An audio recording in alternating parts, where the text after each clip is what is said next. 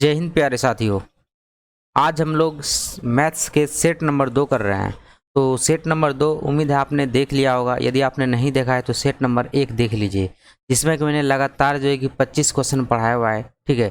और जहां तक बात रहा है इसके बेसिक्स क्लास की, तो वो भी जो है कि एक मैराथन के रूप में हर संडे आपको एक मैराथन क्लास के रूप में मिलेगा और बिल्कुल बेसिक से एडवांस लेवल तक उसी में चला जाएगा। यदि आप एक क्लास उस मैराथन क्लास को कर लीजिएगा ना, तो फिर आपको फिर दोबारा जो है कि इसको पढ़ने की ज़रूरत नहीं है। उसी से आपका सारा जो है कि बेसिक से हाई लेवल तक का जो है कि कंप्लीट हो जाएगा। वो मैराथन क्लास थोड़ा ज़्यादा टाइम का होगा, लेकिन एक क्लास में पूरा का पूरा जो है कि टॉपिक कवर होगा। ठीक है, याद रखिए। चाहे हम यदि कोई भी पढ़ाएंगे, एक क्लास में पूरा का पूरा टॉपिक जो है कि कवर हो जाएगा, जिससे आपका हर टाइप के सवालों का रिवीजन हो चुके। प्यारे दोस्तों, आप सभी को पता है कि इस चैनल पे बिहार से रिलेटेड सभी चीज़ों की तैयारी कराई जाती है, तो आप इस चैनल को सब्सक्राइब कर सकते हैं। और प्यारे दोस्तों देखिए, बहुत सारे विद्यार्थी तो देखते हैं, लाइक भी करते हैं, लेकिन कमेंट नहीं करते हैं। कमेंट जरूर किया कीजिए, जिससे हमें भी अच्छा लगता है। तो आइए हम लोग क्लास को स्टार्ट करते हैं बिना देरी के। ठीक है, चलिए देखिए। तो सबसे पहला क्वेश्चन आप सभी के सामने है, आप सभी देख लीजिए क्या है। देखिए, मैं आप सभी को बता देता हूँ सवाल को बनाने का तरीका क्या होता है। सवाल को बनाने का तरीका यही होना चाहिए कि सबसे पहले हमें क्वेश्चन को पढ़ना अच्छे से, उसके बाद समझना है। पढ़ते पढ़ते ही समझ लेना है, ऐसे नहीं उसके बाद समझेंगे तो फिर गड़बड़ हो जाएगा। तो पढ़ते पढ़ते समझते चलना है और उसका जो डाटा है उसको नोट करते चलना है और कोशिश करना है कि हम लोग लगातार जो है कि इसको सॉल्व भी करते जाएं। ठीक है, इसी तरीके से आपका अप्रोच रहना चाहिए। देखिए, सवाल में बोला गया है तीन क्रमागत धनात्मक संख्याओं के वर्गों का योग कितना है। 365 है। तदनुसार उन संख्याओं का योग कितना होगा। अभी देखिए, मेरे पास में कोई संख्या नहीं है, तो हमें संख्या क्या मानना पड़ेगा, एक्स मानना पड़ेगा। ठीक है, तो आ जाइए देखिए। तो कैसे बनाएंगे। तीन क्रमागत का मतलब क्या होता है, लगातार।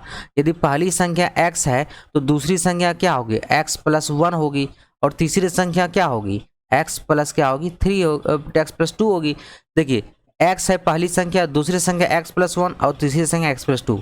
यही तो हो गया ना, सिंपल सी बात है और कुछ नहीं है। तो ये हमारी संख्या है। और बोला कि इनके वर्गों का योग, वर्गों का योग मतलब इनका वर्ग करके इनको योग कर दीजिए, इनका वर्ग करके इनको योग कर दिए, इनका वर्ग करके इनको योग कर दिए। और करने के बाद कितना आएगा, 365। जैसे ही इसको आप लोग सॉल्व करेंगे तो हमारा उत्तर आ जाएगा। अब देखिए, यदि हम इसको सॉल्व करेंगे तो ये कितना हो जाएगा, x²। थोड़ा सा देखिए, मैं इसको ले सॉल्व करता हूँ, ये द्विघात समीकरण में चला गया। तो x² प्लस यहाँ पे कितना आ जाएगा, a² plus 2ab plus b²। ठीक है, अब प्लस x², फिर से यहाँ आ गया प्लस 2ab 4x हो गया। अब प्लस यहाँ पे कितना 4, अब बराबर कितना होगा 365। अब देखिए, तो कितना हो गया, x² गिनिए 1 2 3, तो यहाँ पे हो जाएगा 3x²। और देखिए x वाला कितना हो गया, 2x यहाँ पे है और 4x यहाँ पे, कितना हो गया प्लस 6x। और देखिए बाकी जो होगा इसको हम लोग क्या करेंगे, इसको इधर ले आएंगे तो इसमें माइनस हो जाएगा 1। और यहाँ पे कितना आएगा, 1 हो गया। और यहाँ पे कितना 5, यानी कि 5 इधर जाकर के क्या हो जाएगा, घट जाएगा। जैसे ही घटाएंगे या फिर इसको इधर ले आएंगे तो घट जाएगा। तो यहाँ पे डायरेक्ट क्या करिए, 365 को इधर ले आइए तो घट जाएगा ना। तो यहाँ पे क्या बचेगा, 360 बचेगा। अब बराबर क्या हो जाएगा 0। ये 1 और प्लस 4 को जोड़ने का बाद 5 होता है, तो 5 इसमें 360 में माइनस कर दिए। तो इतना हमारे पास निकल के आ गया। मैं थोड़ा सा इसको सही करके लिखता हूँ। ठीक है। और देखिए, एक बात मैं आपको बताना चाहूँगा, यदि आप इनका नोट्स प्राप्त करना चाहते हैं तो आप हमारे टेलीग्राम चैनल से ज्वाइन कर सकते हैं। लिंक आपको डिस्क्रिप्शन में मिल जाएगा। ठीक है। अब देखिए, 3 सभी में, तो 3 हम लोग कॉमन निकाल सकते हैं। देखिए 3 कॉमन निकाल सकते, 3 जैसे हम लोग कॉमन निकालते हैं तो यहाँ पे x² बचा और प्लस यहाँ पे कितना 2x और माइनस कितना 3 से 3 कम 3, 3 दूनी 6, 120 बच गया। अब बराबर 0 हो गया। ठीक है, ये 3 का कोई मायना नहीं है, खत्म हो गया। ये 3 हटा दीजिए इसको, तो यहाँ पे हो जाएगा x² प्लस 2x माइनस 120 बराबर 0। अब देखिए, आपको पता है मैं द्विघात समीकरण का शॉर्टकट तरीका बताने जा रहा हूँ। द्विघात समीकरण का शॉर्टकट तरीका मैं आपको बताने जा रहा हूँ, ध्यान से समझिएगा। सबसे पहले करना क्या है, जैसे ये जो है ना, ये वाला जो चीज़ है, इसको हमको ऐसे 2 भाग में तोड़ना है जिसको जोड़ने या फिर घटाने के बाद 2 निकल जाए। तो इसको ऐसे 2 भाग में तोड़ना है, जिनको जोड़ें या फिर घटाएं। तोड़ना मतलब क्या है, इनका 2 ऐसा गुणनफल निकालिए जिसको जोड़ करके या घटाव करके 2 बने। तो हम बोलेंगे सर इसका ऐसा गुणनखंड 2 ही है। एक क्या, 12 गुना करेंगे 10, तो 12 से गुना 10 करेंगे तो 120 बन जाएगा। मतलब 12 और 10 के बीच में कितने का अंतर है भैया, 2 का अंतर भी निकल गया। मतलब ये हमारे पास प्रूव हो गया। ठीक है, तो 12 और यहाँ पे क्या है 10, तो 12 और 10 निकल के आ गया। अब देखिए हमको ये बताइए, दो किस में है? प्लस में है। दो किस में है भैया? प्लस में है। ठीक है, याद रखिए, दो किस में है? प्लस में है। जब दो यहाँ पर जो हमारे पास में प्लस में है, इसका मतलब हमको क्या करना पड़ेगा? 12 में से किसको घटाना पड़ेगा? 10 को घटाना पड़ेगा, है ना। 12 में से यहाँ प्लस में है ना, तो 12 में से 10 को घटाएंगे, बचेगा कितना? 2। इसका मतलब हमारे पास में जो वैल्यू है माइनस वाला, ये क्या है? 10 है। और जो माइनस वाला वैल्यू होता है ना, वही हमारे पास उत्तर होता है। जो माइनस वाला वैल्यू जो होता है, एक्स का मान जो होता है, एक्स माइनस 10 बराबर क्या होता है? 0 होता है। तो x बराबर कितना हो जाता है? 10 हो जाता है।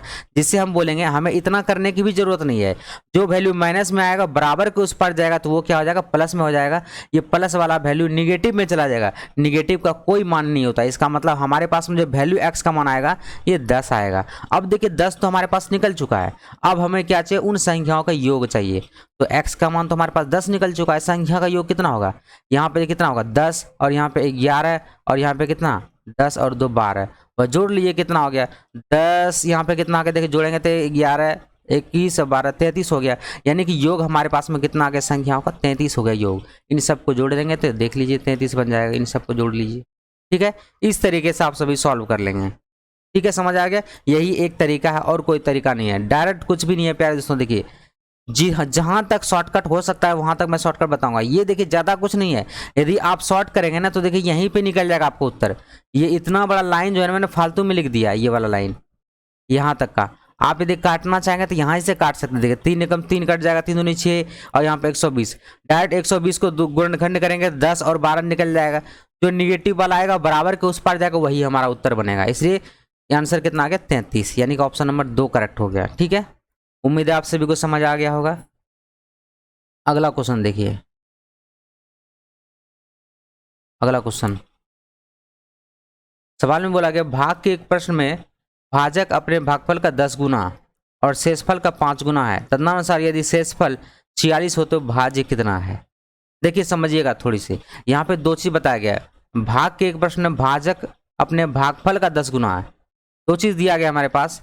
जो भाजक है, ठीक है, जो भाजक है वो भागफल का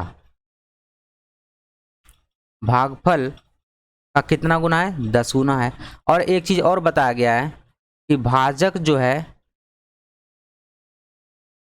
शेषफल का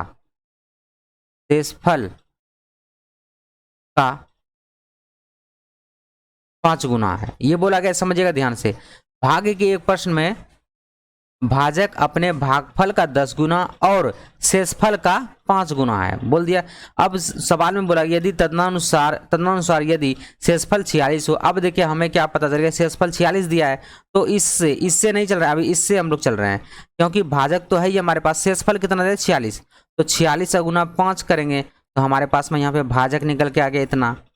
इसको गुना भी कर सकते हैं, नहीं भी कर सकते हैं, चलिए गुना कर लेते हैं। ये हमारे पास भाजक आ गया, इतना भाजक है। गुना नहीं करेंगे तो ठीक रहेगा, क्योंकि आगे हमें कटाने में आराम होगा। ठीक है, यहाँ पे हमारे पास भाजक निकल के आ गया, भाजक। अब देखिए यहाँ पे भी भाजक और बराबर भागफल गुना 10 है। यहाँ पे ये भी बोला गया ना, भाजक बराबर भागफल गुना 10 के बराबर बोला गया यहाँ पे। तो हम लोग अब इस इक्वेशन से चलते हैं, इस इक्वेशन से। तो यहाँ पे हमारे पास क्या हो जाएगा? भाजक, क्योंकि देखिए ये भी भाजक, ये भी भाजक, भाजक भाजक तो बराबर होता है ना। भाजक अब बराबर हो जाएगा भागफल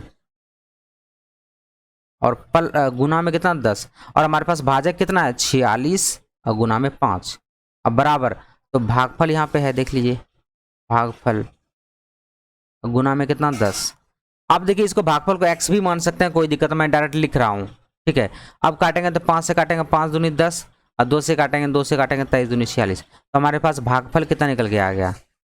देखिए आप बोलेंगे सर भागफल तो आपके पास 23 निकल के आ गया। भागफल कितना निकल के आ गया? 23। तो अब तो सारा चीज निकल चुका है। अब इनको गुना करेंगे, यहाँ पे हमारे पास भाजक भी निकल चुका है। देखिए भाजक निकल चुका है, गुना करेंगे तो यहाँ पे कितना आएगा? 6 पंचे 30, बाकी रह गया 3, 4 पंचे 20 और 3 23। तो ये हमारे पास में क्या निकल गया था? भाजक, और यहाँ पे निकल गया भागफल, और शेष हमारे पास में कितना है? 46 तो है ही। तो बस अब क्या निकलना है? भाज निकालना है। तो फॉर्मूला क्या होता है आप सभी को पता है, भाज्य बराबर, फॉर्मूला क्या होता है? भाजक गुना भागफल अब प्लस में शेष, यही तो फॉर्मूला होता है। ठीक है, तो बस इनको कर लीजिए। तो भाज्य बराबर क्या होता है? भाजक कितना है? 230 गुना भागफल कितना है? 23, और शेषफल कितना है 46। इनको जोड़ लीजिए, जैसे ही जोड़ेंगे हमारे पास उत्तर आ जाएगा। इनको जोड़ लेंगे तो हमारे पास में कितना आएगा, लास्ट में 6 आएगा। तो 6 तो सभी में दिख रहा है। तो गुना करेंगे तो यहाँ पे देखिए, इसको हम यदि स्क्वायर करते हैं 529 आता है, तो 529 आएगा और एक जीरो, और इसमें हमें कितना 46 जोड़ना पड़ेगा। तो कितना आएगा 6 9 4 13 का 3 3 5, यानी कि 53 36। तो 53 36 हमारा जो है कि उत्तर निकल जाएगा। 53 36 कौन सा ऑप्शन है, ऑप्शन नंबर 4 इसका जो है कि करेक्ट हो जाएगा। ठीक है प्यारे दोस्तों, उम्मीद है आप सभी को समझ आ गया होगा। बहुत ही आसान सा सवाल था ये, कुछ नहीं था इसमें। अगला सवाल पर चलते हैं, नेक्स्ट। अब देखिए ये क्या है, इकाई अंक है। एक सवाल हर एक एग्जाम में से आता है। इकाई अंक के लिए क्या करना है, अब देखिए आप सभी को विस्तार से पढ़ना है तो मेरा जो है कि आप बिहार सिविल कोड वाला देख सकते हैं, या फिर मैं संडे को एक मैराथन क्लास लूँगा जिसमें कि हर तरह का जो है कि इकाई अंक वाला जो है कि प्रश्न को बता दूंगा। इसके बाद आपको प्रॉब्लम नहीं होगा, पूरा बेसिक समझाऊंगा उसी मैराथन क्लास में। ठीक है, तो देखिए सवाल में बोला गया है कि 25 है, यहाँ पे 25 पे पावर इतना है, 36 पे पावर इतना है, 73 के पावर इतना है। देखिए आप सभी को पता होना चाहिए, यदि नहीं पता तो मैं बता देता हूँ। देखिए 5 जो होता है ना, 5 के पावर पे यदि हम कुछ भी रख देंगे सिवाय जीरो के, कुछ भी रख देंगे 1 2 3 4 5 6 7 8, जितना भी पावर रखेंगे उसका इकाई अंक 5 ही होगा। ये तो 5 का हो गया, इसका मतलब 25 है यहाँ पे, इसके इकाई स्थान पे क्या है 5 है। इस पे पावर हम कुछ भी रखेंगे तो इसका इकाई क्या आएगा 5 ही आएगा। वही तो पूछा ना, इकाई अंक 5 आएगा। और उसके बाद फिर क्या है, प्लस है। अब इसका मैं आपको कंसेप्ट बताता हूँ। जब 6 होगा ना, 6 के पावर भी यदि हम कुछ भी दे देंगे सिवाय जीरो के, जीरो और इन्फिनिटिव के, याद रखिएगा ये चीज पावर मत रखिएगा नहीं तो गड़बड़ हो जाएगा। जीरो और इन्फिनिटिव को छोड़ करके रखिएगा, ठीक है। तो यदि इस पे पावर हम कुछ भी रखेंगे 1 2 3 4 5 6, कुछ भी रखेंगे 7 8 9, कुछ भी रख देंगे, या कितना भी बड़ा नंबर रखेंगे उसका भी इकाई डिजिट क्या होगा, 6 ही होगा। तो मतलब यहाँ पे 6 आ जाएगा, ठीक है। अब प्लस, अब देखिए 3 के पावर लास्ट में क्या है 3 है, तो इससे कोई मतलब नहीं है हमको, इससे कोई मतलब नहीं, इससे कोई मतलब नहीं है। लास्ट डिजिट पे जाइए बस। अब देखिए 3 के पावर क्या है 54 है, 3 के पावर क्या है यहाँ पे 54 है।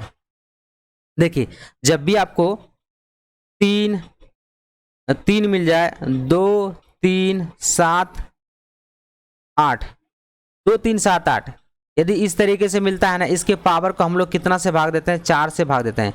ये जो पावर है ना, याद रखिए मैं आपको सिंपल तरीका बता रहा हूँ, पावर को 4 से भाग देते हैं। तो 4 से भाग देने के बाद जो शेष होता है, शेष को इसके ऊपर पे रख देते हैं, तो बस हमारा जो उसके बाद इकाई निकल जाता है। अब देखिए मैं आपको करके दिखा रहा हूँ। 3 के पावर ये है, तो इनको जो इन दोनों संख्या को 4 से भाग दिए तो शेषफल कितना बचेगा, 3 को रहने दीजिए, इसको 4 से भाग दीजिए, 4 एकम 4 बच गया 1, और यहाँ 14 हो गया, 4 3 12, बचा कितना 2, तो शेषफल 2 बचा ना, शेषफल 2 रख दिए। अब जैसे इनको सॉल्व करेंगे तो बोलेंगे सर 3 3 कितना हो गया, 9 हो गया। इसका मतलब इसका इकाई अंक कितना आ गया, 9 आ गया। अब इन दोनों इन सबको जोड़ेंगे तो हमारे पास उत्तर आ जाएगा। देखिए यदि आपको तरीका पता होता ना तो ये चीज़ आपको करना ही नहीं पड़ता, ये चीज़ आपको करना ही नहीं पड़ता, डायरेक्ट आप सभी माइंड में कैलकुलेट कर सकते थे, इतना करने का जरूरत ही नहीं पड़ता आपको, क्योंकि तरीका पता होता। तो विस्तार से सीखना है, यूनिट डिजिट वाला, नंबर सिस्टम वाला देख लीजिए, वहाँ भी क्लासेस है, नहीं तो मैं फिर से पढ़ाने वाला हूँ, कोई दिक्कत नहीं है। आगे चल के देखिएगा कितना आएगा। देखिए 9 6 कितना आ गया 15, 9 और 6 15, 15 5 20, यानी 20 हो गया। तो 20 का इकाई अंक क्या है, 0 है, तो इसका इकाई अंक क्या आ जाएगा, 0 हो जाएगा। ठीक है, समझ आ गया, बस यही करना है। इसके दहाई अंक से कोई मतलब नहीं है, बस इकाई अंक पे चलिएगा। अब देखिए हमें सरलीकरण का क्वेश्चन आ गया। सरलीकरण का क्वेश्चन क्या कैसे करना है, पहले आप ऊपर वाले को सॉल्व कर लीजिए, फिर नीचे वाले को सॉल्व कर लीजिए, फिर बटे कर दीजिएगा, बस हो गया। और क्या, सॉल्व करके बता ही देता हूँ। जब मैं पूरा चीज़ बता रहा हूँ तो मैं बता दूंगा, कोई दिक्कत नहीं है। कुछ विद्यार्थी ऐसे भी होंगे जिनको नहीं आता होगा, लेकिन उनको सीखना जरूरी है, तो आप इस सेट से सीखिए। चलिए देखिए, और सबसे पहले जो ब्रैकेट में उसको सॉल्व करूँगा, तो यहाँ पे जैसे मैं इसको सॉल्व करूँ, मैं लिख देता हूँ पहले 1/3, अब प्लस 1/4, और यहाँ पे 2/5 माइनस 1/2। ठीक है, धैर्य से सीखिएगा, कोई दिक्कत नहीं है। 1/3 अब प्लस 1/4 है ना। अब जैसे इनको हम लोग सॉल्व करेंगे तो यहाँ पे देखिए क्या बनेगा, ये इसमें गुना में हो जाएगा। ठीक है, गुना में हो जाएगा। मैं इनको सॉल्व करके डायरेक्ट लिख रहा हूँ। देखिए इनको यदि आप सॉल्व करेंगे, यहाँ पे कितना आएगा, एलसीएम 10 आएगा। 5 से काटेंगे 2 बार में कटेगा, 2 दूनी 4, और यहाँ पे काटेंगे 2 से काटेंगे 5 बार में कटेगा, और यहाँ पे कितना 5 आ जाएगा। तो माइनस में 1/10 आएगा, है ना, माइनस में 1/10, तो यहाँ हो जाएगा कितना, माइनस में 1/10। ठीक है, इसको मैं हटा देता हूँ, ये रफ कार्य है तो इसको मैं हटा देता हूँ। ठीक है, अब फिर हमको बाद में मुझे पूछेगा ये कैसे आया इनको सॉल्व करने के बाद। अब इसको जैसे आप फिर से और सॉल्व करिएगा तो यहाँ पे कितना आएगा 1/3 और माइनस हो जाएगा 1 कितना 40 है ना, प्लस माइनस माइनस हो जाएगा। ठीक है, अब इनको आप जो सॉल्व करिए यहाँ पे एलसीएम कितना आएगा, देखिए इनका एलसीएम कितना आ जाएगा। इनका एलसीएम यदि आप लीजिएगा तो यहाँ पे कितना आएगा 120 आ जाएगा, है ना। इन दोनों का एलसीएम 120 जाएगा। 3 से काटेंगे 40 बार में कटेगा तो यहाँ पे 40 हो गया, और माइनस इसको काटेगा 4 3 12 तो 3 बार में कटेगा 3 हो गया। तो यहाँ पे कितना आएगा 37/120 निकल के आ गया। तो 37/120 निकल के आ गया ऊपर में हमारे पास। अब नीचे वाले को सॉल्व करना है। का मतलब क्या होता है भैया, गुना होता है, आप सभी को पता है। अब नीचे वाले को सॉल्व करते हैं तो 3/4 और गुना में करेंगे, गुना में हो जाएगा। इसको पूर्णांक को तोड़ दीजिए, 3 × 3 और 3 और 2 5, तो 5/3 हो गया, माइनस 4/5 करेंगे, 4/5 का मतलब गुना होता है, और यहाँ पे 3/4। जहाँ तक ये सॉल्व हो रहा है होने दीजिए। 4 4 कट गया और 3 3 कट गया। अब यहाँ पे बचा कितना देखिए तो 5/4 बचा, और माइनस बचा 3/5। इनको सॉल्व कर लीजिए, एलसीएम ले लीजिए, 20 हो गया एलसीएम।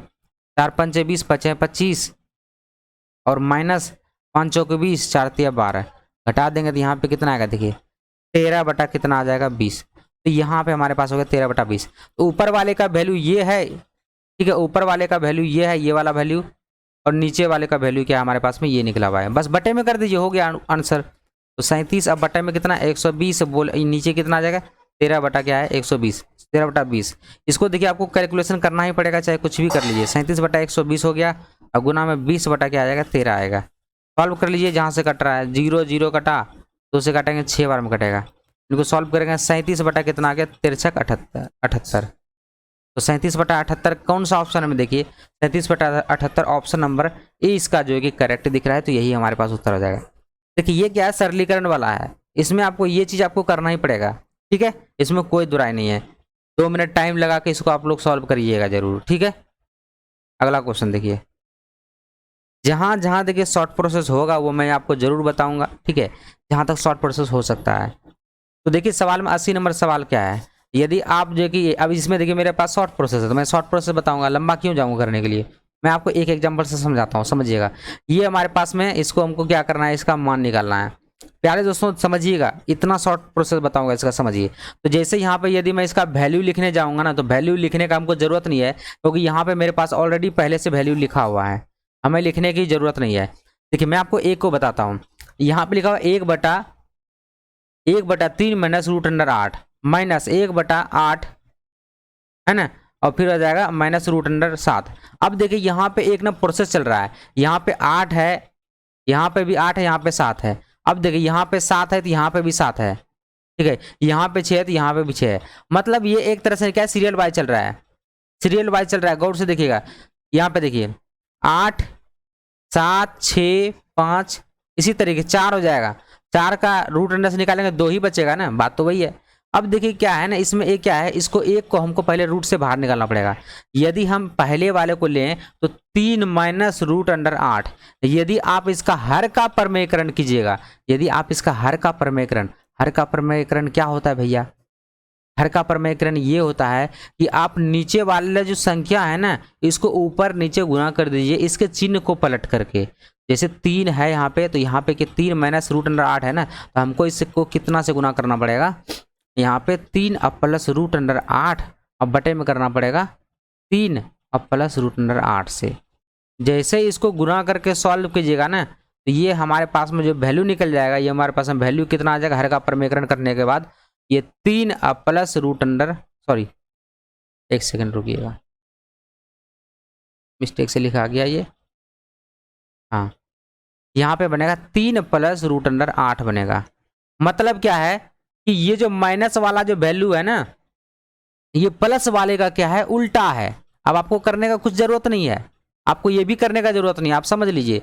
जब भी आपको ऐसा क्वेश्चन मिले, देखिए ये 3 माइनस √8 है, जैसे इसका हमको उल्टा करना हो, मतलब सीधा करेंगे इसको, उल्टा तो है अभी, जैसे इसको सीधा करेंगे तो ये चिन्ह भी पलट जाएगा। जैसे चिन्ह पलटेंगे ना तो मेरे लिए सबका आसान हो जाएगा, आसानी से हम लोग इसको सॉल्व कर पाएंगे। अब देखिए ये प्रोसेस मैं आपके लिए रहने देता हूँ साइड में, ठीक है। अब मैं नीचे इसको बता रहा हूँ। अब देखिए जब इसको आप पलटिएगा, उल्टा कीजिएगा, तो इसका चिन्ह भी पलट जाएगा। तो इसको उल्टा करने के बाद कितना आएगा 3 अब प्लस हो जाएगा √8, कोई दिक्कत नहीं है, और यहाँ पे क्या माइनस। तो माइनस को माइनस में रहने दीजिए, ठीक है। और यहाँ पे कितना आएगा, देखिए मैं एक स्टेप बढ़ा रहा हूँ आपको समझाने के लिए, गलत ना हो, सीख सके अच्छे से। और यहाँ पे इसको यदि आप पलटिएगा तो √8 और माइनस होते क्या हो जाएगा प्लस √7। कोई दिक्कत नहीं यहाँ तक में। ब्रैकेट बंद कर दिया, अब प्लस है, फिर से इसको भी यदि पलटिएगा तो कितना आ जाएगा, देख लीजिए √7 और प्लस हो जाएगा √6। कोई दिक्कत वाली बात नहीं है। अब प्लस इसको भी पलटिए, प्लस नहीं यहाँ पे माइनस है, ठीक है। ये माइनस है तो माइनस लगाएंगे, माइनस में यहाँ पे हो जाएगा कितना, इसको पलटेंगे तो √6 और प्लस में √5, ठीक है।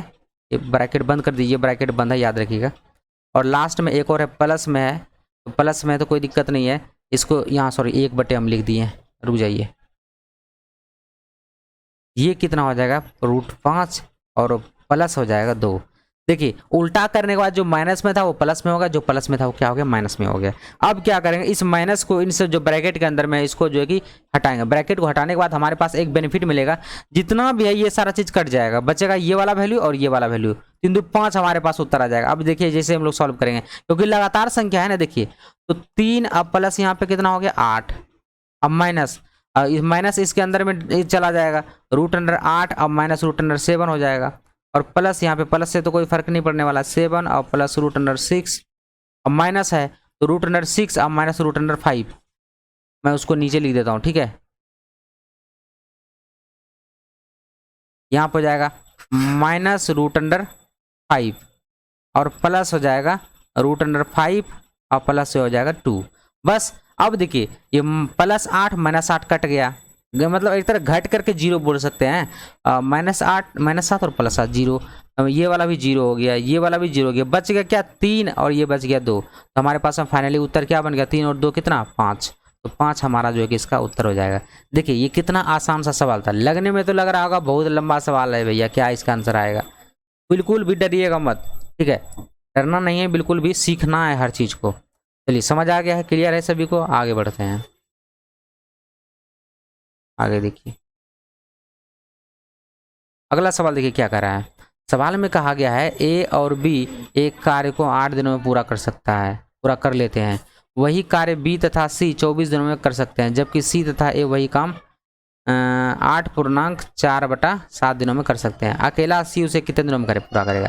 देखिए सवाल बहुत आसान है, लेकिन बहुत सारे विद्यार्थी इसको ये एक जो वैल्यू पूर्णांक इसको छोड़कर भाग जाएंगे, लेकिन आपको भागना नहीं है, समझिए मैं आपको बता रहा हूँ। देखिए आसान सा सवाल है, ए प्लस बी 2 आदमी मिलकर करता है तो 8 दिनों में कर लेता है, और बी प्लस सी यदि मिलकर काम करता है तो ये 24 दिनों में कर लेता है, और सी प्लस ए भी मिल जाता है तो ये कितने दिनों में 8.4/7 दिनों में। हम इसको पूर्णांक को तोड़ देंगे, हटा देंगे। पूर्णांक यदि आप तोड़ेंगे तो कितना होगा 8 7 56, 56 में 4 जोड़ेंगे तो कितना होगा 60, यानी कि 60/7 हो जाएगा। तो 60 बटा कितना आएगा 7 आएगा, ठीक है। अब प्यारे दोस्तों यहाँ पे इसका क्या करना है, आपको एलसीएम लेना है। मेन बात ये एलसीएम लेना है। अब देखिए एलसीएम कैसे लेंगे, तो एलसीएम क्या करते हैं आप सभी को पता होना चाहिए एक चीज, एलसीएम बराबर क्या होता है, भिन्न का जब लेते हैं, भिन्न का एल लेते हैं तो एलसीएम बराबर होता है एलसीएम अब बटे में कितना एचसीएफ, ठीक है। मैं आपको एक थॉट प्रोसेस बता रहा हूँ, ये आपको करना नहीं है। यदि आप एक बार इसको कर लीजिएगा ना तो फिर दोबारा करने की जरूरत नहीं है, ठीक है। अब समझिए, यदि सपोज दैट ये रहता 8/1 रहता, ये रहता 24/1 और ये रहता हमारे पास 60/7। अब बताइए भैया हमको इसका एलसीएम लेना है तो हमको क्या करना पड़ेगा, इन सब का एलसीएम पर लेना पड़ेगा। तो हम लोग क्या करते हैं, इन सब का एलसीएम लेते हैं। एलसीएम लेंगे तो कितना आएगा, इन सब ऊपर वाले का सबका एलसीएम ले लीजिए। एलसीएम लेंगे तो यहाँ पे कितना हमारे पास में आएगा 120 आएगा। एलसीएम तो हो गया ऊपर वाले का। अब एचसीएफ लेना है, एचसीएफ यानी हाईएस्ट कॉमन फैक्टर। तो आप बताइए एक साथ में हाईएस्ट कॉमन फैक्टर यानी कि एचसीएफ क्या होगा, एक साथ एचसीएफ क्या होगा 1 होगा। तो कोई फर्क पड़ा इससे, तो हमारे पास में क्या निकल के आ गया एलसीएम बटा एचसीएफ यानी कि 120/1 निकल के आ गया, यानी कि 120 निकल के आ गया। तो हमें ये बार बार लिखने जाने के लिए नहीं जाना पड़ेगा, लिखना नहीं पड़ेगा, डायरेक्ट माइंड में होगा। कुछ नहीं है तो बटे 1 माइंड में कर लेंगे, और 7 है तो कोई दिक्कत वाली बात नहीं है, ठीक है। अब पहले इनका एलसीएम कितना आ गया हमारे पास 120, 8 से भाग देंगे। देखिए ये हम लोग बोलते हैं इसको टोटल काम, कुल काम कितना है 120 है, ठीक है। तो 8 से भाग लगा यहाँ पे 15 8 20 से, मतलब 120 कुर्सी बनाता है ये कितने दिन में 120 कुर्सी में। देखिए पिछले वीडियो में बता चुका हूँ एक क्वेश्चन ऐसा, तो ज़्यादा तो विस्तार करूंगा नहीं इसको। तो 120 कुर्सी बनाता है 8 दिन में, ठीक है 8 दिन में। तो एक दिन में कितना बनाएगा 15, इसको भी ले लीजिए, इससे ही भाग ले 24 पंचे 120, और यहाँ पे करेंगे 60 दूनी 120, लेकिन 7 तो ऊपर चला जाएगा भैया, 7 तो ऊपर चला जाएगा ना, तो गुना आ जाएगा 7 दूनी 14, ये निकल के आ गया हमारे पास। समझ आया कि नहीं आ गया? नहीं देखो नहीं आया समझ में, फिर से मैं बता रहा हूँ। तो 120 है ना, 120 में जैसे 60 से भाग लगाइएगा ना, ये 7 ऊपर चला जाएगा, 60 दूनी 120, 7 दूनी 14, तो यहाँ पे इसकी क्षमता के 14। समझ आ गया? क्लियर है यहाँ तक की बात है? अब देखिए कुछ कुछ देखिए छोटी छोटी चीज़ें होती है जो कभी कभी समझाना पड़ जाता है। अब देखिए क्या है, अब हमारे पास में ये क्या है ना, a प्लस बी प्लस सी जो कि सबका निकल चुका है। अब आप गौर करेंगे, देखिए a यहाँ भी है, a यहाँ भी 2 बार है, b यहाँ भी, b यहाँ भी 2 बार है, c यहाँ भी है, c यहाँ भी 2 बार है। तो यदि हम इसको सबको जोड़ देंगे तो 2 कॉमन आ जाएगा ना, क्योंकि सब 2 2 बार है, 2 into a plus b plus c आ जाएगा, ठीक है। अब बराबर यदि आप इनकी इफिशियंसी क्षमता को जोड़ेंगे तो कितना आएगा, 14 28 और 1 29, 29 और 5 कितना, 9 5 14 यानी कि 34। एक सेकंड रुक जाइए, ये हो जाएगा 14 28 और 29, 29 में 9 5 14 होता है, ठीक है, यानी कि 34 सही है, 34 हो गया। और 2 से भाग देंगे तो यहाँ पे कितना है 17 है, कोई दिक्कत नहीं है। मैं दो बार करके चेक कर ले रहा हूँ जिससे कि प्रॉब्लम ना हो। अब देखिए हमारे पास में जो वैल्यू निकल गया है a प्लस बी प्लस सी का मान, a प्लस बी प्लस सी की इफिशियंसी क्षमता कितना है, 17 कुर्सी बना सकता है वो, ठीक है। अब हमें लेकिन निकालना किसका है, सी का मान निकालना है। तो अब बताइए इनमें से हम किनको घटा दें जो सी बचेगा, तो बोलेंगे सर ए और बी को घटा दीजिए ना, तो ए और बी की इफिशियंसी क्या है 15, तो 15 इनमें से घटा दीजिए। जैसे ही घटाएंगे तो हमारे पास सी की इफिशियंसी निकल जाएगी, घटाएंगे ई इफिशियंसी कितना आ जाएगा 2, यानी कि एक दिन में 2 कुर्सी बनाता है। एक दिन में जब 2 कुर्सी बनाता है तो यही तो पूछा है, सी पूरे काम को कितने दिनों में करेगा, तो एक दिन में 2 कुर्सी बनाता है तो भैया 120 कुर्सी कितना दिन में बनाएगा, तो 120 बटा 2 कर देंगे, 2 से भाग लेंगे कितना आएगा 60, यानी कि 60 दिन लगेगा इसको सी को अकेले काम करने में, यानी कि ऑप्शन नंबर कौन सा हो जाएगा, ए इसका करेक्ट हो जाएगा। ठीक है, समझ आ गया सभी को, ए इसका क्या हो जाएगा, करेक्ट हो जाएगा 60 दिन। ठीक है, ये वाला प्रोसेस आपका ऐसे ही थॉट प्रोसेस था, इसको ये में समझिएगा, लेंदी हो गया। सवाल का सॉल्यूशन यही है, ये नहीं है, ये आपको मैंने समझाने के लिए बताया था जिससे आपको प्रॉब्लम ना हो, हर तरीके से प्रॉब्लम ना हो। ठीक है, चलिए अगला सवाल देखिए। सवाल में बोला गया है ए तथा बी की तुलना में 3 गुना बेहतर कामगार है, मतलब ए बी की तुलना में 3 गुना बेहतर कामगार है, ये इसलिए वह कोई कार्य बी की तुलना में उसे 40 दिन कम अवधि में कर सकता है। यदि दोनों मिलकर वही कार्य कितने दिनों में कर सकते हैं। बहुत ही आसान सा सवाल है ये, टाइम एंड वर्क का। देखिए तो यहाँ पे मैं दो आदमी का नाम है, 2 आदमी का नाम लिख दिया, बोला कि ए बी की तुलना में 3 गुना बेहतर है। बेहतर कौन है, ए बेहतर है बी से 3 गुना। यदि ये 1 कुर्सी बनाता होगा तो ये कितना बनाता होगा, 3 कुर्सी बनाता होगा। सिंपल सी बात है, इसको हम लोग बोलते हैं पावर। ठीक है, इसकी क्षमता, मतलब ए की क्षमता बी से 3 गुना है ना। अब देखिए अब क्या करना है, अब जैसे आगे पढ़ते हैं ना तो यहाँ पे लिखा हुआ है इसलिए वह कोई कार्य बी की तुलना में उससे 40 दिन कम समय में पूरा करता है। मतलब बात हो गई यहाँ पर दिन, यानी कि एक तरह से समय की, 40 दिन कम समय में पूरा करता है। ठीक है, 40 दिन कम समय में, तो पावर को भी हमको समय बदलना है, समय बदलना पड़ेगा। जब हम लोग पावर को समय में बदलते हैं तो कुछ नहीं करते हैं, इसको सिर्फ उल्टा कर देते हैं, तो 1 अनुपात कितना 3 आ जाएगा। ठीक है, अब देखिए ये 1 घंटे ले रहा है, ये कितना घंटे 3 घंटे ले रहा है, तो इसका मतलब ये तो कम ले रहा है ना। और यहाँ पे देखिए दोनों के बीच में डिफरेंस कितने का चल रहा है, तो बोलेंगे सर 2 यूनिट का। कितने यूनिट का चल रहा है, 2 यूनिट का। और यहाँ पे कितने दिन कम समय ले रहा है, ये इससे कितने का कम है, ये 2 कम है। और यहाँ पे कितने दिन कम है, 40 कम है। तो यूनिट का मान, 2 यूनिट का मान कितने के बराबर हो जाएगा, 40 दिन के बराबर हो जाएगा। ठीक है, 40 दिन के बराबर हो जाएगा। तो 2 यूनिट बराबर 40 दिन, 1 यूनिट बराबर कितना आ जाएगा बताइए, 1 यूनिट बराबर कितना आ जाएगा, ये 20 दिन हो जाएगा। कोई दिक्कत नहीं, यहाँ पे डे कर दीजिए आप। ठीक है, 20 डेज। ठीक है, ये 1 यूनिट बराबर हो गया। अब देखिए हमें क्या, ये ए का तो मान निकल के आ गया, ए के पास में 1 यूनिट है, तो 1 यूनिट का मान 20 दिन निकल गया। हमको बी का भी निकालना है, तो बी का मान, बी के पास में कितने यूनिट, 3 यूनिट, तो 3 यूनिट का भी मान निकाल लीजिए। तो 3 यूनिट का मान कितना आ जाएगा, 20 या 60 दिन, ये 60 दिन लेता है। ठीक है, अब सोचिए हमें पूछा क्या है कि दोनों मिलकर वही कार्य कितने दिनों में करेंगे। तो ए देखिए 20 दिन में कर रहा है और बी कर रहा है कितने दिनों में, 60 दिनों में। तो दोनों मिलकर करवाना है तो क्या करते हैं, गुना बटा जोड़। टाइम एंड वर्क का मेरा वाला क्लास नहीं देखे हैं, इसका मतलब आपको समझ नहीं आया ये वाला। ठीक है, आप पिछला वाला वीडियो देखिए। देखिए मैं आपको बता देता हूँ, जब दो आदमी मिलकर काम करते हैं उसको लिए बोलते हैं गुना बटा जोड़। दोनों को गुना और जोड़ कर देंगे तो उत्तर हमारे पास डायरेक्ट आंसर आ जाएगा। देखिए गुना बटा जोड़ करते हैं, गुना बटा जोड़, ठीक है। तो 20 गुना 60, अब बटे में कितना जोड़ेंगे, कितना होगा 80, 20 से काटेंगे 20 चौक 80, 4 से काटेंगे कितना आएगा 15। इसका मतलब 15 दिन में जो है कि पूरा का पूरा काम क्या आ जाएगा, कंप्लीट हो जाएगा। ये होगा हमारा उत्तर 15 दिन, यानी कि ऑप्शन नंबर कौन सा हो गया, टी हमारा प्यारे दोस्तों करेक्ट हो जाएगा। समझ आ गया, किसी को कोई दिक्कत नहीं है, बहुत ही आसान सा सवाल था। ठीक है, चलिए अगला क्वेश्चन देखिए। अगला क्वेश्चन देखिए क्या कहा गया है, दो संख्याओं का लघुत्तम समवर्ती उनके महत्तम समवर्तक का 4 गुना है, साथ ही उन दोनों का योगफल 125 है। यदि एक संख्या 100 हो तो दूसरी संख्या कितनी है। देखिए ये सवाल जो है RS अग्रवाल के टाइप का है, मतलब इस टाइप का सवाल जो है कि बार बार पूछा जाता है आपके एग्जाम में, चाहे रेलवे में किसी भी एग्जाम की बात करें, ALP हो, टेक्नीशियन हो, ग्रुप डी हो, सभी एग्जाम में पूछा गया है इस तरह का सवाल। बहुत ही आसान सा सवाल है। ठीक है, तो दो संख्याओं का लघुत्तम समावर्तक उनके महत्तम समावर्तक का 4 गुना। हम लोग क्या करेंगे देखिए, तो एक साइड में LCM लिख देंगे और एक साइड में क्या लिख देंगे SCF। ठीक है, सवाल में बोला कि दो संख्याओं का लघुत्तम समावर्तक उनके महत्तम समावर्तक का 4 गुना है। LCM महत्तम का 4 गुना है, महत्तम यदि हम 1 मान लेते हैं, ये कितना हो जाएगा 4, यानी कि 4 गुना हो गया बस। अब क्या बोला गया, साथ ही उनका योग कितना 125 है। इनका योग मतलब जोड़ कितना बोला गया 125 है, तो बस इनको जोड़ेंगे तो कितना आएगा 5। तो 5 यूनिट का मान कितना आ गया भैया 125 है, बोला तो गया यहीं पे। और 1 यूनिट का मान कितना आएगा, तो बोलेंगे सर 25 हो गया। और देखिए 1 यूनिट का तो मान निकल गया, 1 यूनिट किसका है SCF, यानी कि SCF हमारे पास में निकल चुका है। SCF कितना आ गया भैया 25 आ गया, तो LCM भी निकाल ही लीजिए आप। तो LCM कितना आएगा, तो बोलेंगे LCM के पास में तो 4 यूनिट है, 4 यूनिट का मान कितना आएगा 100 आएगा।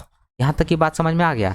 तो LCM SCF निकल गया, LCM निकल गया। अब हमें पूछा है कि एक संख्या 100 है तो दूसरी संख्या ज्ञात करिए। देखिए आपको फॉर्मूला पता होगा कि पहली संख्या गुने दूसरी संख्या बराबर क्या होता है LCM और गुना क्या होता है SCF। पता है कि नहीं पता, नहीं पता है तो देख लीजिए, LCM वाला मेरा वीडियो जाके देख लिया, आपको सारा चीज क्लियर हो जाएगा। पहली संख्या गुना दूसरी संख्या बराबर LCM गुना SCF। तो पहली संख्या हमारे पास में 100 दिया गया है और दूसरी संख्या क्या करना है निकालना है, रहने दिए। LCM का मान कितना निकला है हमारे पास 100, गुना SCF कितना है हमारे पास में 25 निकला हुआ है। बस इनको सॉल्व करेंगे, 100 से 100 कट गया तो दूसरी संख्या का मान कितना आ गया देखिए, तो 25 निकल के आ गया। यही हमारा क्या बन जाएगा, उत्तर बन जाएगा। ठीक है, क्लियर हो गया, बहुत ही आसान सा सवाल था। ऑप्शन नंबर कौन सा हो गया, तो इसका जो है कि करेक्ट हो गया, कोई दिक्कत वाली बात नहीं है। चलिए अगले क्वेश्चन पर चलते हैं। देखिए प्यारे दोस्तों, इतना दूर तक तो आपने देख लिया है, लाइक भी जरूर कीजिए और कमेंट भी जरूर कीजिएगा कि आप सभी को समझ आ रहा है या नहीं आ रहा है, कैसा लग रहा है, कि क्या हमें कुछ इंप्रूव करना चाहिए क्लास में, ये आप सभी हमें जरूर बताइएगा। ठीक है, अगला क्वेश्चन देखिए। सवाल में बोला गया 3 संख्याओं का औसत 135 है। 3 संख्या है जिनका औसत 135 है, इनमें से सबसे बड़ी संख्या 195 है और शेष दोनों के बीच का अंतर 20 है। सबसे बड़ी संख्या ज्ञात कीजिए। बहुत ही आसान सा सवाल। देखिए 3 संख्या है, 3 संख्या है, ठीक है, और इनका हमारे पास में औसत दिया गया है। कितना दिया गया भैया, औसत 135 दिया है, तो हम इसका योग निकाल सकते हैं। जैसे ही संख्याओं को औसत से गुना करते हैं ना तो योग निकल जाता है हमारे पास। तो योग कितना आएगा, गुना कर लेंगे तो गुना करेंगे तो कितना आएगा भैया, देखिए तो 5 तिया 15 आ गया, 13 तिया 39 और 140, इतना हमारे पास योग निकल चुका है। अब देखिए 3 ही संख्या है ना, 3 संख्या में से एक संख्या हमारे पास में सबसे जो बड़ी संख्या वो कितना 195 है। तो हम क्या करते हैं ना, ये एक संख्या को इनमें से निकाल देते हैं, बचेगा कितना 2 संख्या बचेगा, तब यहाँ पे बचेगा 2 संख्या का योग, घटाएंगे तो 0 हो गया, 10 में से 9 गया, 1 बचा और 3 में से 1 गया 2 बचा, 210। अब देखिए ये जो संख्या ये 2 संख्या का योग है, 2 संख्या का क्या है योग, 210 निकला है। अब बोला गया है कि शेष जो 2 संख्या है इनके बीच का अंतर 20 है, इनके बीच का अंतर 20 है 2 संख्या का, और इनका योग कितना दिया हमारे पास 210। तो यदि हम दोनों संख्या मान लेते हैं, यदि पहली संख्या x है और दूसरी संख्या क्या होगा x - 20, क्योंकि दोनों के एक के बीच में एक जो दोनों के बीच में अंतर कितने का 20 का, देखिए दोनों के बीच में अंतर कितने का 20 का है ना। अब यदि दोनों को जोड़ देंगे तो ये कितने के बराबर होना चाहिए, 210 के बराबर होना चाहिए, क्योंकि देखिए 3 संख्या का योग था 405 और इनमें से एक संख्या तो मैंने निकाल दिया अब बचा कितना, इनमें से 2 संख्या बचा है, यही वाली दो संख्या है ना, तो बस इनको जोड़ेंगे तो 210 के बराबर हो जाएगा। यहाँ पे 2x हो जाएगा और 20 उधर जुड़ जाएगा तो बराबर हो जाएगा 230। अब 2 से काट लेंगे तो यहाँ पे 2 एकम 2 और 115 निकल के आ गया है ना। तो x बराबर हमारे पास में कितना निकल के आ गया, 115 है। कोई दिक्कत वाली बात नहीं है। अब हमें क्या चाहिए, सबसे छोटी संख्या। तो सबसे छोटी संख्या क्या है, यही तो है ना छोटी संख्या, x माइनस 20 वाला। तो 20 घटा दीजिए, यानी कि 115 में कितना घटाना है, 20 घटा दीजिए। जैसे ही घटाए यहाँ पे उत्तर कितना आ जाएगा, 95। तो इसको बोलते हैं सबसे छोटी संख्या, सबसे छोटी संख्या। ये हो गया। देखिए तीनों संख्या निकल के आ चुका है। तो पहली जो एक संख्या सबसे छोटी संख्या 95 निकला, और एक संख्या निकला 115, और एक संख्या तो हमारे पास में 195 दिया ही गया है। अब सबको जोड़ेंगे ना, वही 405 हो जाएगा। ठीक है, इतना हमें करने का जरूरत नहीं है, बस जितना दूर तक था उतना दूर तक हम लोग कर लिए हैं। समझ आ गया सभी को। चलते हैं अगले क्वेश्चन पर।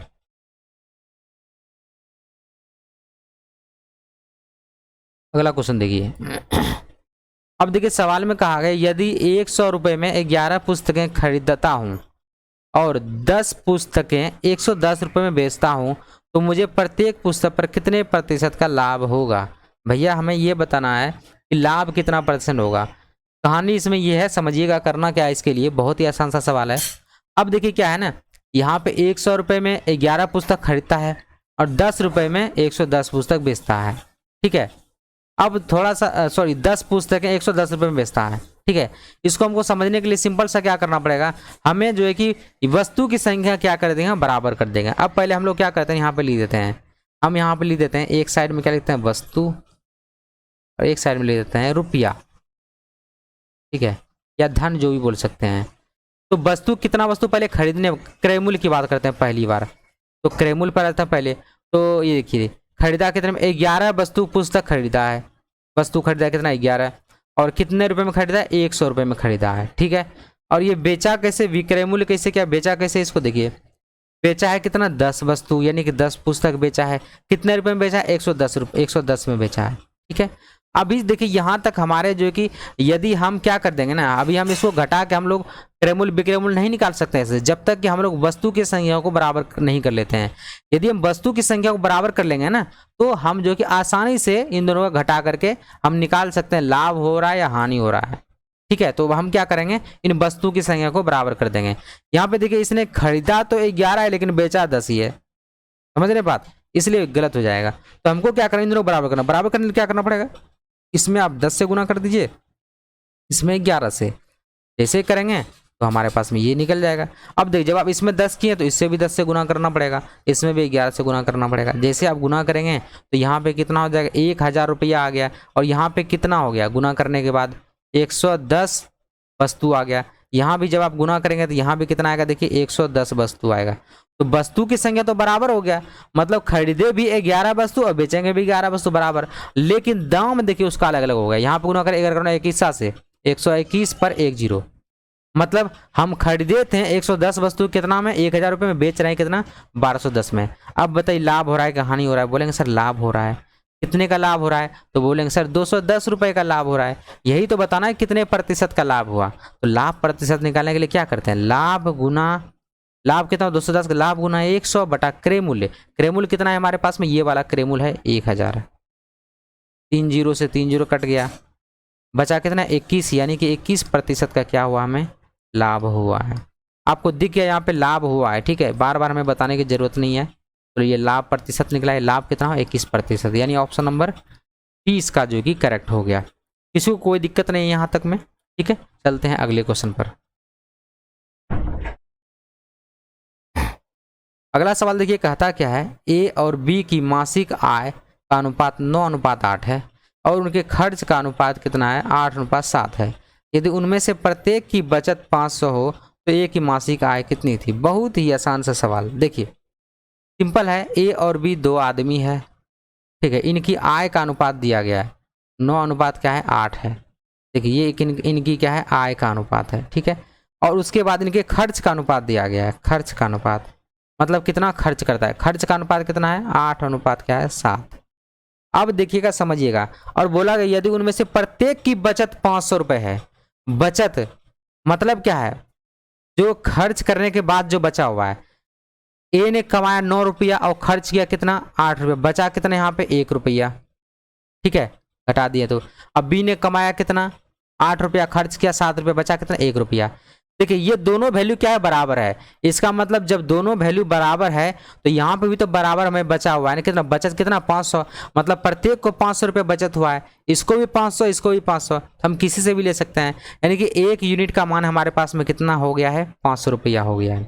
तो अब हमें पूछा गया है, अब देखिए ये दोनों बराबर बचत दोनों क्या है बराबर होना चाहिए। यहाँ पर भी यदि बराबर बचत नहीं होता तो फिर गड़बड़ हो जाता, सवाल खराब हो जाता। यहाँ पे दोनों क्या है बराबर होना चाहिए। देखिए यहाँ पे ही बराबर है, यहाँ पे 1 रुपया दोनों बराबर बचत हुआ है, यहाँ पे बराबर बचत बोला गया है। तो यहाँ पे 1 यूनिट बचत हुआ है तो 1 यूनिट बराबर कितना 500 रुपया।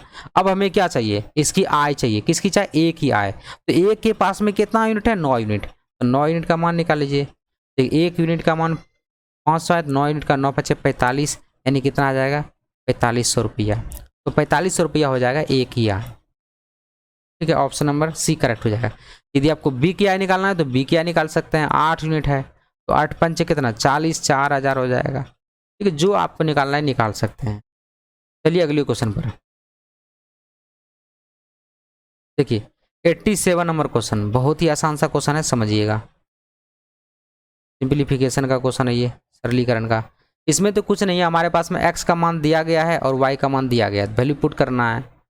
5 × x का मान कितना है, देखिए x का मान कितना है, x का मान ये वाला है, y का मान ये वाला है। x का मान कितना है बताइए, x का मान 3 है तो 3 रख देंगे, अब -2 गुने y का मान कितना है 4 है तो 4 रख देंगे, अब बटे 7, x का मान 3 अब +2 y का मान 4, इनको सॉल्व कर लेंगे उत्तर आ जाएगा 15। अब माइनस यहाँ पे कितना 4 दूनी 8, 15 - 8 कितना होता है 8 × 7 = 15, 7 हो गया। अब यहाँ 7 × 21 और यहाँ पे कितना 4 दूनी 8, 21 और 8 जोड़ेंगे तो कितना होगा 29, तो हमारे पास 7/29 उत्तर हो गया। 7/29 अंतर ऑप्शन नंबर ए करेक्ट हो गया, ठीक है। समझ आ गया सभी को, बहुत ही आसान सा सवाल था। चलिए अगले क्वेश्चन पर चलते हैं। देखिए सवाल बोला गया एक गोलक और एक घन की सतह के क्षेत्रफल एक समान है, मतलब एक गोलक का मतलब गोला, ठीक है, याद रखिए गोला और एक घन की सतह के क्षेत्रफल समान है, तदनुसार उस गोलक और घन के आयतनों का अनुपात कितना होगा। अब देखिए यहाँ पे रिलेशन पहले दिया गया है, देखिए ये टॉपिक तो नहीं है इसमें, आप यदि आप गौर से देखने के लिए जाएंगे ना बिहार एसएससी का, इसमें टॉपिक नहीं है ये वाला, लेकिन फिर भी बिहार एसएससी पूछता है ये सब, ठीक है, याद रखिए। अब बोलेंगे सर ये मेंसुरेशन तो दिया ही नहीं गया था, फिर कैसे सेट में दिया गया है। बिहार एसएससी का ऐसा ही हमेशा रोला है, ठीक है, याद रखिए कि जरूरी नहीं कि सिलेबस से पूछेगा, सिलेबस से हट के भी सवाल ये पूछता ही पूछता है, ये गारंटी है, ठीक है। चलिए तो अब देखिए क्या है कि अब सबसे पहले हमें गोला का क्षेत्रफल बराबर करना है, तो गोले का क्षेत्रफल बराबर घन का क्षेत्रफल करना पड़ेगा। तो गोले का क्षेत्रफल का फॉर्मूला क्या होता है, गोले का क्षेत्रफल का फॉर्मूला होता है 4πr², सॉरी हाँ सही तो है, गोले का क्षेत्रफल का फॉर्मूला होता है 4πr², ठीक है। और उसके बाद घन का जो क्षेत्रफल होता है ये होता है 6 × भुजा स्क्वायर, क्योंकि 6 भुजा होता है इसमें 4πr² हो गया, ठीक है।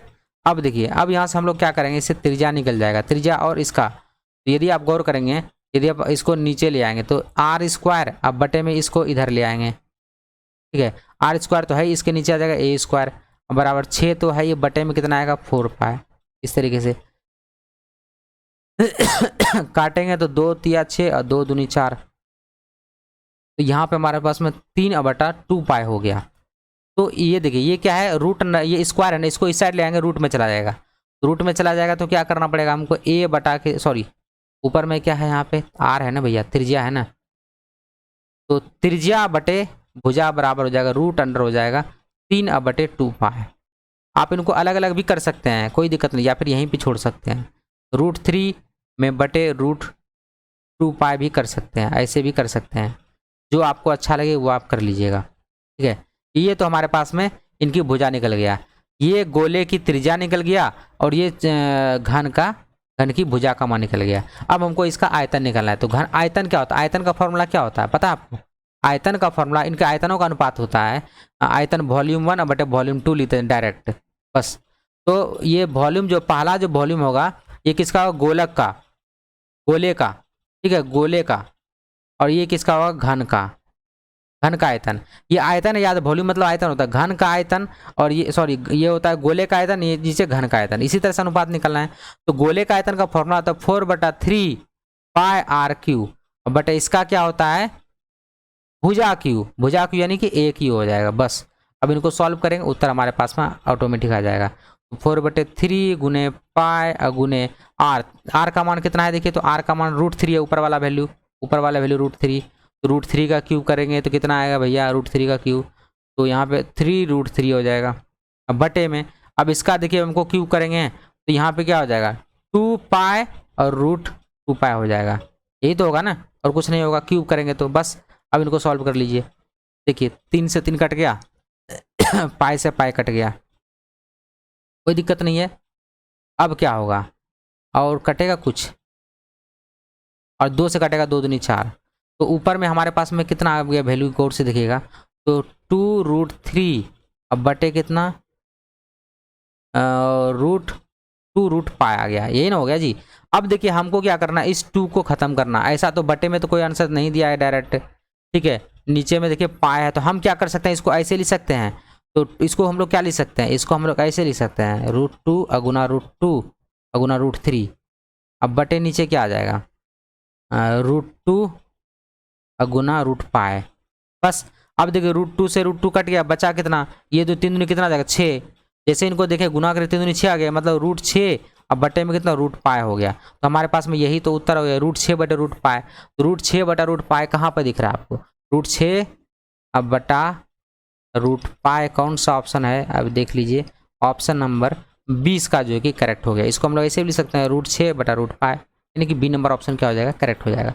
समझ आ गया, कुछ नहीं है, ये मेंसुरेशन है, मेंसुरेशन में आपको इतना करना ही पड़ेगा, ज़्यादा लंबा नहीं है, आपको सिर्फ लग रहा है, बहुत ही आसान सा सवाल था ये, ठीक है। चलिए अगला सवाल देखिए।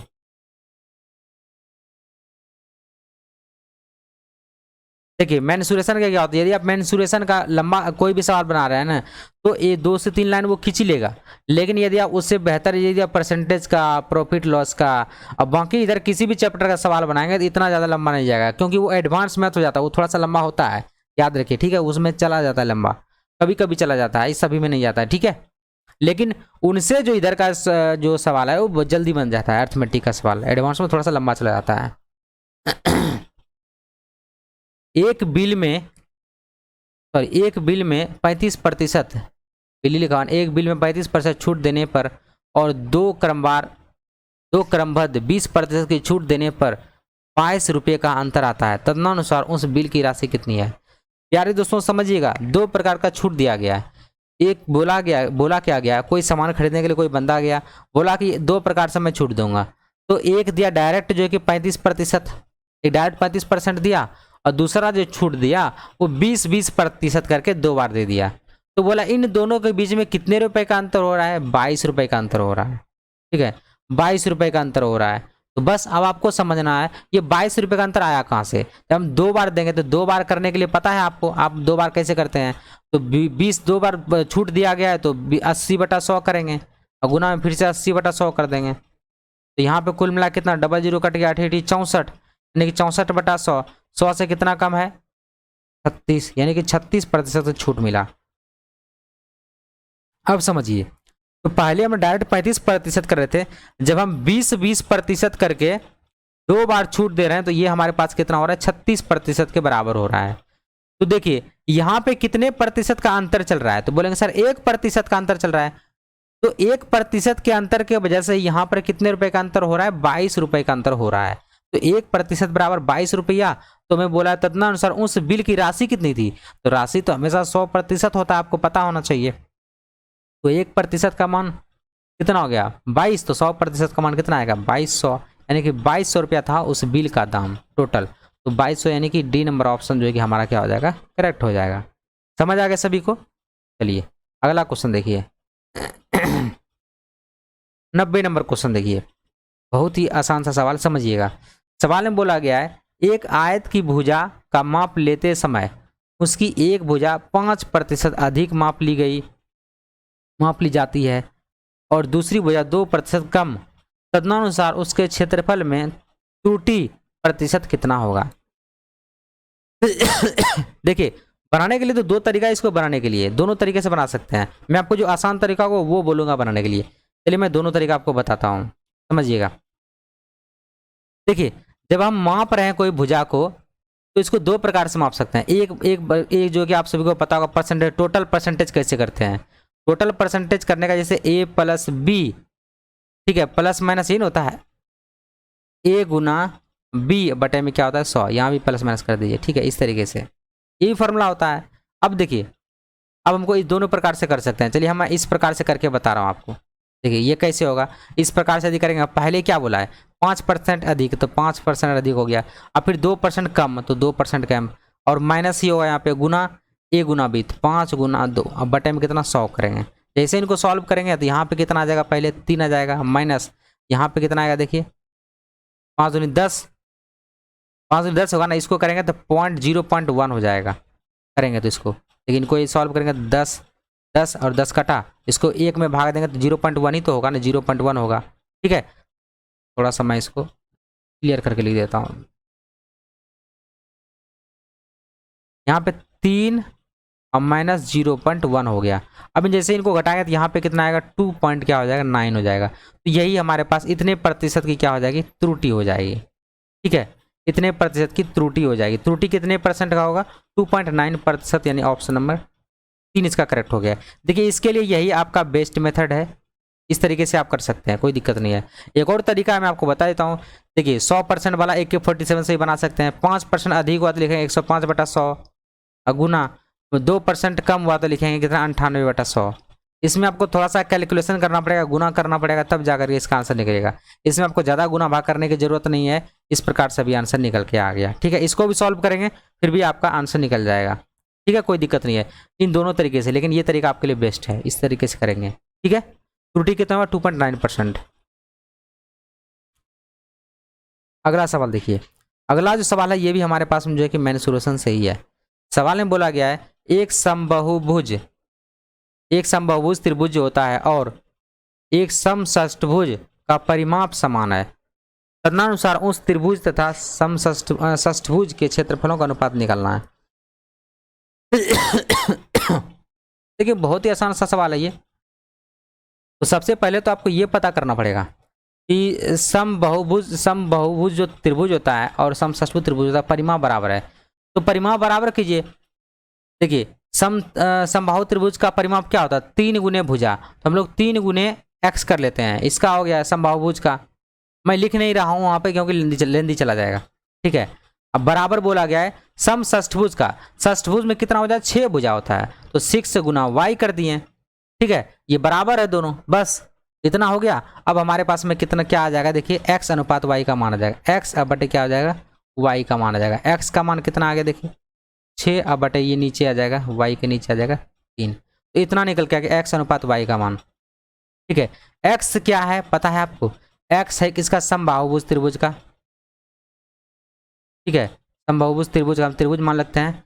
और ये क्या है, षष्ठभुज का है, इस तरीके से षष्ठभुज है 6 भुजा वाला,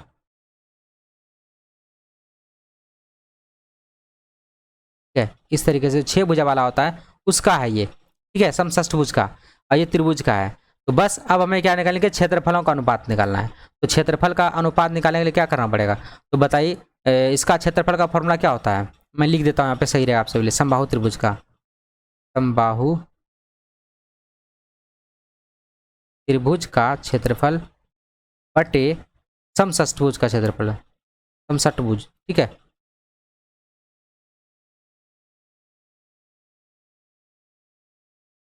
भुज का क्षेत्रफल, थोड़ा सा लिखने में प्रॉब्लम हो रहा है, ठीक है, पैड पे प्रॉब्लम दिक्कत है, तो कोई दिक्कत है, मैनेज कीजिएगा। समबाहुभुज का त्रिभुज का फॉर्मूला जो होता है √3/4 गुने भुजा स्क्वायर होता है, यानी x का स्क्वायर हो जाएगा, बटे, यहाँ पे इसको सही कर लेता हूँ। देखिए ए स्क्वायर होता है ना, इसलिए ए स्क्वायर याद रखा है, क्योंकि यहाँ पे भुजा x है। फिर से देखिए वही मैंने कर दिया गलती, यहाँ पे हमको x लिखना था, फिर से मैंने a लिख दिया, क्योंकि a होता है ना, तो x स्क्वायर, और नीचे क्या हो जाएगा, देखिए 6 गुने √3/4 गुने भुजा स्क्वायर, भुजा का मान कितना 3 है, यानी y है, तो y का स्क्वायर होगा यहाँ पे, ठीक है, ऐसे होगा। अब देखिए √3/4 तो दोनों में कॉमन था, कट गया। अब यहाँ पे हम लोग वैल्यू रखेंगे, एक्स स्क्वायर का मान कितना, 6 का स्क्वायर करेंगे कितना आएगा 36, अब बटे 6 गुने वाई का मान कितना 3, 3 का स्क्वायर करेंगे 3 9। अब काटेंगे तो 9 से काटेंगे 9 चौके 36 और 2 से काटेंगे 2 तिया 6 और 2 दूनी 4, तो हमारे पास में रेशियो कितना 2/3 निकल के आ चुका है, यानी कि 2:3 हमारा जो है कि इसका उत्तर निकल जाएगा। ठीक है, बहुत ही आसान सा सवाल था। ऑप्शन नंबर कौन सा, 2 नंबर इसका ऑप्शन करेक्ट हो गया। समझ आ गया है, बहुत ही आसान तरीके से मैंने समझा दिया है। ठीक है, चलिए अगला सवाल देखिएगा। सवाल में कहा गया है 4 किलोमीटर प्रति घंटे की, देखिए सवाल तो बहुत लंबा लग रहा है लेकिन है बहुत आसान सा सवाल, चुटकी में सॉल्व होने वाला। 4 किलोमीटर प्रति घंटे की दर से चलते हुए एक व्यक्ति 3 घंटे 45 मिनट तक कुछ दूर चलता है, मतलब 4 किलोमीटर की रफ्तार से चल रहा है और 3 घंटे 45 मिनट तक चलता है।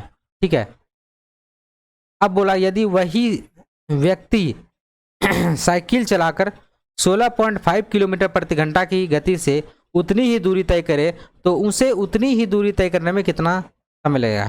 देखिए इतना लंबा घुमा फिरा दिया, इतना आसान सा सवाल है, खाली लैंग्वेज को बड़ा कर दिया है, विद्यार्थी को देख करके बड़ा लग जाए फिर छोड़ के भाग जाए, ऐसा बिल्कुल नहीं करना है।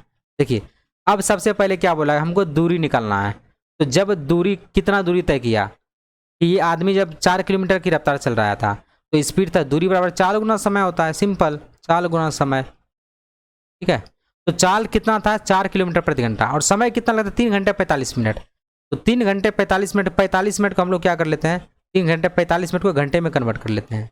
इसको 60 से वाला 15 तिया 45 और 15 चौकी 60, इसको सॉल्व करेंगे 4 तिया 12 3 15, यानी कि कितना 15/4 निकल के आ गया हमारे पास। तो यहाँ पे लेते हैं 15/4, 4 कट गया, बचा कितना 15, यानी कि इसने 15 किलोमीटर चल लिया। कितना चल गया 15 किलोमीटर बोला है, तो इसी 15 किलोमीटर को यदि हम 16.5 किलोमीटर प्रति घंटा की रफ्तार से चलेंगे तो कितना समय लगेगा, तो समय बराबर बस दूरी बटा चाल, दूरी बटा चाल, यही तो फॉर्मूला होता है, इतना आसान सा फॉर्मूला होता है। दूरी कितना तय की है 15 किलोमीटर और रफ्तार क्या है अब मेरा 16.5 किलोमीटर, दशमलव को ऊपर ले जाइए 10 चला जाएगा, अब काट सकते हैं तो कितने बार में कट जाएगा देख लीजिए, काट लीजिए यहाँ से 15 से काटेंगे कितने बार कटेगा, 15 एकम 15 हो गया और फिर 15 एकम 15, यानी कि 10 बटा कितना हो गया 11, तो 10/11 निकल के आ गया। ये क्या है घंटा है, ठीक है, आवर में निकला, घंटा में निकला, इतना घंटा हो गया। ठीक है, आवर, तो हमको इसको मिनट में कन्वर्ट करना पड़ेगा, क्या करना पड़ेगा 10 बटा क्या यहाँ पे मिनट में है, 10/11 को मिनट में कन्वर्ट कर 60 से गुना कर लेंगे, तो यहाँ पे जाएगा 600/11। अब इसको सॉल्व करेंगे तो कितना आएगा देखिए 11 × 5 = 55, बच गया 5, 11 चौक 44, यानी 54 वाला उत्तर होगा। तो 54 वाला कौन सा ऑप्शन है देखिए, 54 वाला एक ही ऑप्शन दिख रहा है, यानी कि 2 नंबर ऑप्शन करेक्ट हो जाएगा, यानी कि 54 पॉइंट क्या हो जाएगा 5। अब देखिए कुछ समय बचाने के लिए इतना मिनट समय लगेगा, ठीक है, तो कुछ समय बचाने के लिए आपको ऑप्शन पे भी दिमाग लगाना पड़ेगा कभी कभी, क्योंकि ऑप्शन हमें जो है कि जल्दी आंसर दे देता है। ठीक है, इस तरीके से ये हमारा उत्तर निकल के आ गया, इतना आसान सा सवाल था ये, समझ आ गया। चलिए 93 नंबर सवाल देखिए क्या कर रहा है, ये भी बहुत ही आसान सा सवाल है। सवाल में बोला गया है कि 10% वार्षिक ब्याज की दर से किसी निश्चित समय के बाद एक निश्चित मूलधन और साधारण ब्याज का अनुपात 10:3 था, निवेश किए गए धन की अवधि कितने वर्ष की थी। बहुत ही आसान सा सवाल, देखिए रेट जो दिया गया है वो रेट कितना दिया गया 10% दिया गया है, और बोला गया है निश्चित समय के लिए, समय तो हमको निकालना ही है, समय ही निकालना है, बोला गया है इसका मूलधन और साधारण ब्याज का अनुपात दिया गया है। मूलधन यानी कि प्रिंसिपल बोलते हैं और एसआई दोनों का अनुपात कितना दिया गया है 10 कितना दिया है 3 दिया गया है। तो निवेश किए गए धन की अवधि यानी कि टाइम हमको निकालना है। तो देखिए हमारे पास में प्रिंसिपल पता है, ब्याज पता है और दर पता है, तो टाइम तो आसानी से निकल जाएगा। एसआई वाला फॉर्मूला लगा दिए P × R × T बटे में 100, बस एसआई कितना 3, तो 3 को हम लोग 3x लगा देंगे क्योंकि रेशियो में है ना, x लगा देंगे। अब बराबर प्रिंसिपल कितना है 10, तो 10x हो गया, इससे कोई फर्क नहीं पड़ेगा, फिर से देखिए भी कट जाएगा x गुने में रेट कितना है 10%, टाइम तो निकालना है, बटे में कितना 100। देखिए ये दोनों कट गया और x भी कट गया, तो टाइम बराबर कितना निकल गया 3 वर्ष। 3 वर्ष हमारा जो है कि उत्तर निकल के आ गया।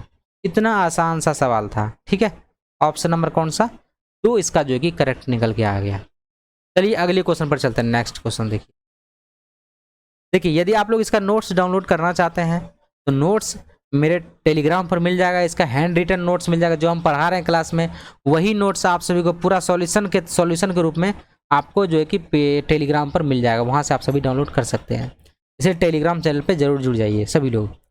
अब सवाल में बोला गया है कि एक कपड़े के व्यापारी ने अपने आधे कपड़े 40% लाभ पर बेचे और शेष आधे 40% हानि पर बेचे और शेष बचे कपड़े लागत मूल्य पर बेच दिए। संपूर्ण सौदे में उसे कुल कितने % लाभ या हानि हुआ? बहुत ही आसान सा सवाल है, समझिए।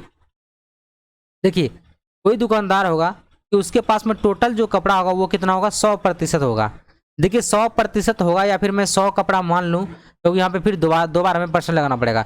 100% तो होता है ना, मान के चल रहा हूँ कि मैं जो कि मेरे पास में कपड़ा कितना है? 100 कपड़ा है, ठीक है, 100 कपड़ा है मेरे पास में, मान लिया।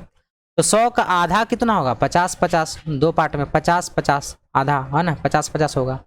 अब सवाल में बोला गया है कि ये जो इसका जो 50 है, यहाँ पे देखिएगा आधे कपड़े 40% लाभ पर, यानी कि 50 कपड़े को 40% लाभ पर बेच दिया, यानी कि 40% लाभ पर बेचा। यहाँ पे परसेंटेज रहने दिए, ठीक है, यहाँ पे परसेंटेज रहने दिए, इसको रहने दिए ऐसे करके। तो यहाँ पे कितना हो जाएगा? 50% कपड़े को कितना बेच दिया? आधे कपड़े को कितना लाभ पर बेच दिया? 40% लाभ पर। तो यहाँ पे क्या करेंगे? 140/100, इसका हम लोग परसेंटेज खत्म कर रहे हैं, इसका परसेंटेज रहेगा सिर्फ, ठीक है। और फिर क्या करा है? आधे कपड़े 40% लाभ पर और शेष के आधे, तो शेष हमारे पास में यही ना बचा 50, इसका भी आधा, इसका आधा करेंगे, दो पार्ट में आधा होगा, 25-25 ना, तो इसका आधा हो गया। तो इसका 25% जो कपड़ा है इस शेष का आधा, शेष 50 बचा हुआ है, इसका आधा 25 होगा। आधा कितना बेचा है? 40% हानि पर, इसको भेजा 40% हानि पर, कितना? 60/100। देखिए हानि बोला तो 100 में घटाएंगे, लाभ बोलेगा तो 100 में जोड़ेंगे, ठीक है। जैसे यहाँ पे 40% लाभ बोला था तो 140/100 कर दिए। यहाँ पे हमें क्या बोला है? 40% की हानि बोला है, तो 100 में से 40 घटा दें, 60/100 कर दिए। अब क्या बोला है देखिए, और शेष बचे कपड़े को लागत मूल्य पर बेच देता है। शेष कितना बच गया? एक तो ये हम लोग बेच चुके हैं, अब बचा कितना? ये वाला। अब इसको 25 को बेचना लागत मूल्य, लागत मूल्य का मतलब 100% पे बेचना है, तो 100%/100% करेंगे, तो इसे भी इतना कट जाएगा, कोई वैल्यू नहीं, कोई मान नहीं है इसका। अब काट के देखिए कितना आएगा। 25 से काटेंगे 25 चौके 100 और 4 से काटेंगे 15 चौके 60 और काटेंगे 0 कट गया, यहाँ से 00 कट गया। अब यहाँ पे 14×5 कितना? 70% हो गया। अब प्लस यहाँ पे 15% हो गया और यहाँ पे कितना हो गया? 25% हो गया। जब आप सबको जोड़ देते हैं कितना आता है? 5×5 10 का 0, बाकी रहेगा कितना? 1 2 और 1 3, 3 और 7 10 और 1 11 यानी कि टोटल हमारे पास में कितना हो गया? 100%। पहले कितना प्रतिशत कपड़ा था? 100% था, अब कितना हो? 110%, यानी कि 10% का क्या हो गया? वृद्धि हो गया, यानी कि लाभ हो गया। 10% का क्या हो गया? लाभ। मैंने क्यों बताया था? ज्यादा होगा तो लाभ, कम होगा तो हानि, तो ज्यादा हुआ तो 10% का लाभ हो गया, यानी ए नंबर ऑप्शन, ठीक है। कहीं भी किसी तरीके का कोई दिक्कत नहीं है, समझ आ गया सभी को। चलिए अगला क्वेश्चन देखिए।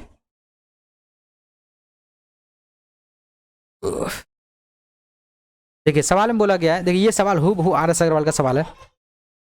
इसको मैंने इतनी बार पढ़ाया है, इसका तो हमको जो आंसर भी याद है। इसका आंसर हो जाएगा ये वाला, देखिए 54.5।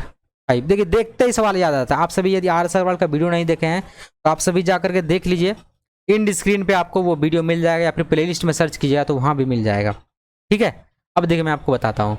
सवाल में कहा गया एक परीक्षा में 1100 लड़कों तथा 900 लड़कियों ने भाग लिया, ठीक है, जिनमें से 50% लड़के और 40% लड़कियां परीक्षा में उत्तीर्ण हो गई।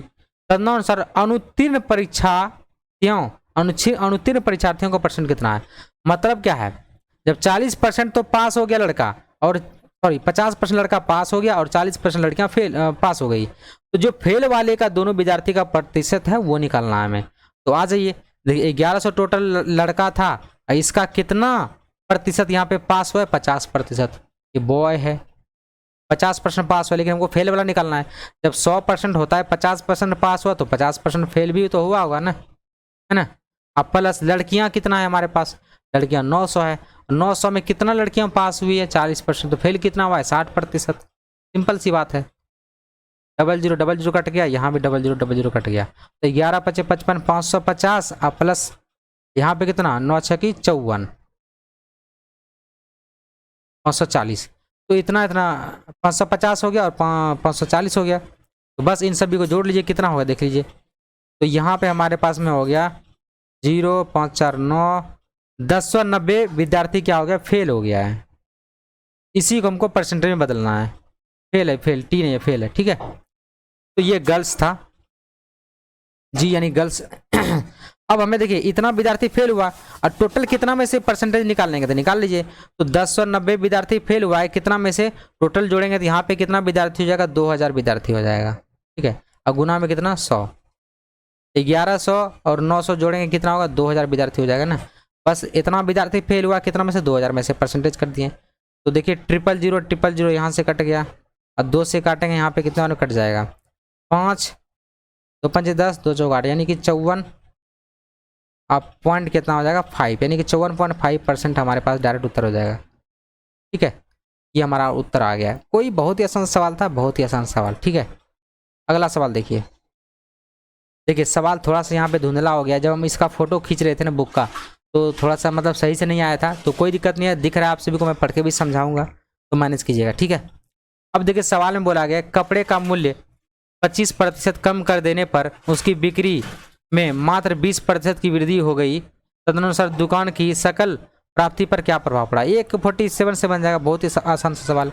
जब मूल्य जो कि घटाता है तो ये जरूरी सी बात है, यदि आप दाम घटाइएगा तो बिक्री तो बढ़ेगा ही बढ़ेगा, ऐसा सिंपल सी बात है।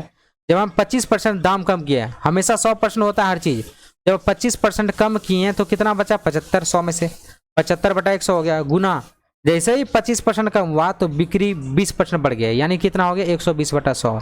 ऐसे ही बनाना है। पिछले सेट में भी ऐसा 1-2 सवाल आया था, फिर इसमें भी 1-2 सवाल बता रहा हूँ, तो इस तरीके का सवाल आता ही आता है, इसलिए ध्यान दीजिएगा। 25 तिया 75 और 25 चौके 100, 4 से काटेंगे 4 तिया 12, तो 30 तिया कितना 90, 90/100 आ गया। अब बताइए तो 100 से ऊपर वाला वैल्यू कम है या ज़्यादा, तो बोलेंगे सर कम, तो कितना कम 10 कम, यानी कि 10% क्या हो गया, कमी हो गई। कमी यानी कि एक तरह से हानि बोल सकते हैं या फिर ह्रास बोल सकते हैं, ठीक है, ह्रास बोल सकते हैं, कुछ ही बोल सकते हैं। तो 10% का ह्रास हुआ, यानी कि कौन सा ऑप्शन, ये ऑप्शन नंबर डी करेक्ट हो जाएगा, ठीक है। क्लियर है सभी को। अगला सवाल देखिए। बहुत ही आसान सा सवाल है, समझिए सवाल क्या कर रहा है कि 1 घंटे के 5 मिनट और 1 घंटे के 20 सेकेंड के भिन्नों के बीच अंतर कितना है। इतना आसान सा सवाल है। देखिए 1 घंटे के 5 मिनट, यानी कि 1 घंटे का जो 5 मिनट है, देखिए 1 घंटे में के मिनट में, तो मिनट में जाएंगे, 1 घंटे का 5 मिनट, तो 1 घंटे का 5 मिनट यानी कि 5 मिनट बोला है, कितना 1 घंटे का, 1 घंटे का 5 मिनट हो गया। ये दोनों मिनट मिनट में है, याद रखिएगा यूनिट दोनों का सेम होना चाहिए, ठीक है इसका। और दूसरा क्या बोला है, 1 घंटे का 20 सेकेंड, 20 सेकेंड बोला है 1 घंटे में, ये सेकेंड में है ना, याद ये सेकेंड में है, SEC सेकेंड में है, तो इसको भी सेकेंड में। 1 घंटे में कितना सेकंड होता है, 3600 सेकंड। बस इनको सॉल्व कर लिए, याद रखिए। और यहाँ पे देखिए ये मिनट में था, ये भी मिनट में था, MIN लिख दीजिए। अब जैसे इनको काटेंगे तो 5 कम 5 12 पंजे 60, यहाँ काटेंगे 0 0 काटा, 2 कम 2, यहाँ पे कितना आ जाएगा, 2 कम 2 2 8 16, यानी कि 180। तो हमारे पास में वैल्यू आ गया 1/12, और यहाँ पे क्या है 1 बटा कितना आ गया 180, इतना वैल्यू निकल के आ गया। अब देखिए अब बोला इनका अंतर बताइए, इनके भिन्नों का अंतर, तो भिन्न का अंतर कर दीजिए। अब यूनिट पे नहीं जाइएगा, देखिए मिनट मिनट कट गया, सेकंड सेकंड कट गया। अनुपात का कोई भी मान नहीं होता है, यूनिट नहीं होता है, याद रखिए अनुपात का कोई यूनिट नहीं होता है। अंतर कर लीजिए। एलसीएम कितना आएगा, एलसीएम आएगा 180, ठीक है। ये थोड़ा सा एक डॉट लग गया, इसको हटा देते हैं। एलसीएम हमारे पास में 180 आ गया, बर 15 से 15 बार में कट जाएगा, और यहाँ से काटेंगे 1 बार में, तो हमारे पास उत्तर कितना आ गया 14 में बटा कितना 180।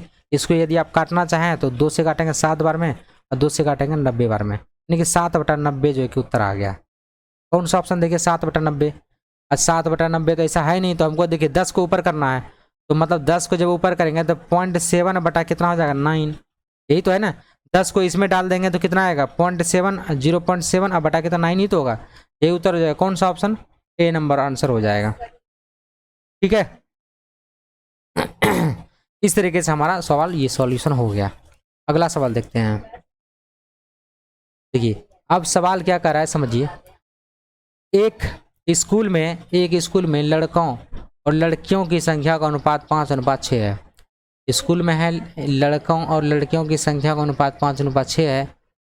20% लड़के हैं और 25% लड़कियां छात्रवृत्ति धारक हैं। कितने छात्राओं को छात्रवृत्ति नहीं मिलती? इससे पहले वाला सवाल होता है, सेम इसी तरह का सवाल है ये भी, लेकिन यहाँ पे रेशियो में दिया है। ठीक है, अब हम लोग क्या करते हैं, अपने मर्जी से क्या करेंगे ना, इसको ना 1-100 से दोनों में गुना कर देंगे, जिससे क्या होगा ना, हम इसको आसानी से सॉल्व कर पाएंगे। ठीक है, तो यहाँ पे कितना है देख लीजिए, लड़के कितना है, बॉयज़ कितना है 500, 500 हो जाएगा, 100 से गुना कर देंगे तो। और गर्ल्स कितना है, अब देखिए 20% लड़के और 25% लड़कियों को छात्रवृत्ति धारक है। कितने को छात्रवृत्ति नहीं मिली है? जब 20% लड़के को छात्रवृत्ति मिली है तो कितने को नहीं मिला होगा? 80% नहीं मिला होगा, 80/100। अब प्लस, अब लड़कियां कितना, इसमें 100 से गुना होगा, 600 हो जाएगा टोटल। ठीक है, 5:6 था ना, याद रखिए 5:6 था, तो यहाँ पे गर्ल्स हो जाएगा। सब में 1-100 से गुना करते हैं, दोनों पर रेशियो खत्म हो गया इसका। अब क्या करेंगे, इसको कितना मिला है, 25% लड़कियों को मिला है, तो किसको नहीं मिला है, 75% को नहीं मिला है। 75/100 कर देंगे, 00 कटा, यहाँ भी 00 कटा, यहाँ पे कितना 8×5 40, यानी कितना 400। 400 विद्यार्थी को, है ना, 400 विद्यार्थी को छात्रवृत्ति नहीं मिला है। यहाँ पे कितना को नहीं मिला, गुना करना पड़ेगा, तो गुना करेंगे तो कितना 6×5 30 का 0 हो गया, और 7×6 42, 43, 44, 45, कितना को नहीं मिला है, कुल मिला के कितना को नहीं मिला है, तो 850 विद्यार्थी को छात्रवृत्ति नहीं मिला है। इसी का तो प्रतिशत निकालना है, तो 850 विद्यार्थी को नहीं मिला है, कितना में से, टोटल कितना है देखिए, 500 यहाँ पे, 600 यहाँ पे, कितना 1100, तो 1100 नीचे आ गया। और गुना में क्या कर देंगे, परसेंटेज के लिए 100 से गुना कर देंगे, बस इनको सॉल्व करेंगे उत्तर आ जाएगा। देखिए 00 से 00 कट गया, तो यहाँ पे हमारे पास में परसेंटेज वैल्यू दिख रहा है, 850 में बटा कितना 11 है, इतना हमारे पास में इतना प्रतिशत हो गया, यही उत्तर हो गया। तो 850/11 कौन सा ऑप्शन है, तो 3 नंबर ऑप्शन इसका जो है कि करेक्ट हो गया। ठीक है, समझ आ गया, बहुत ही आसान सवाल था। इससे पहले वाले जो सवाल बने थे जस्ट उसी टाइप का सवाल है ये भी। ठीक है, चलिए अगला सवाल देखते हैं।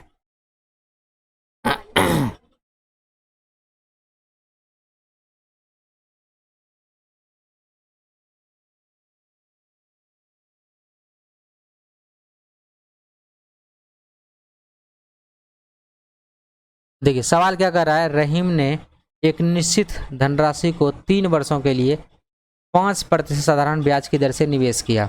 रहीम ने निवेश किया, याद रखिएगा, और बोला गया है ब्याज की दर से निवेश किया।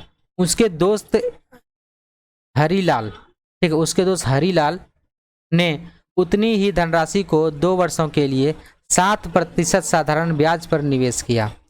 रहीम को, यहाँ पे हरीलाल से यहाँ पे हीरालाल हो गया, रहीम को हरीलाल ही समझिएगा, अभी जो समझिएगा दोनों सेम व्यक्ति है।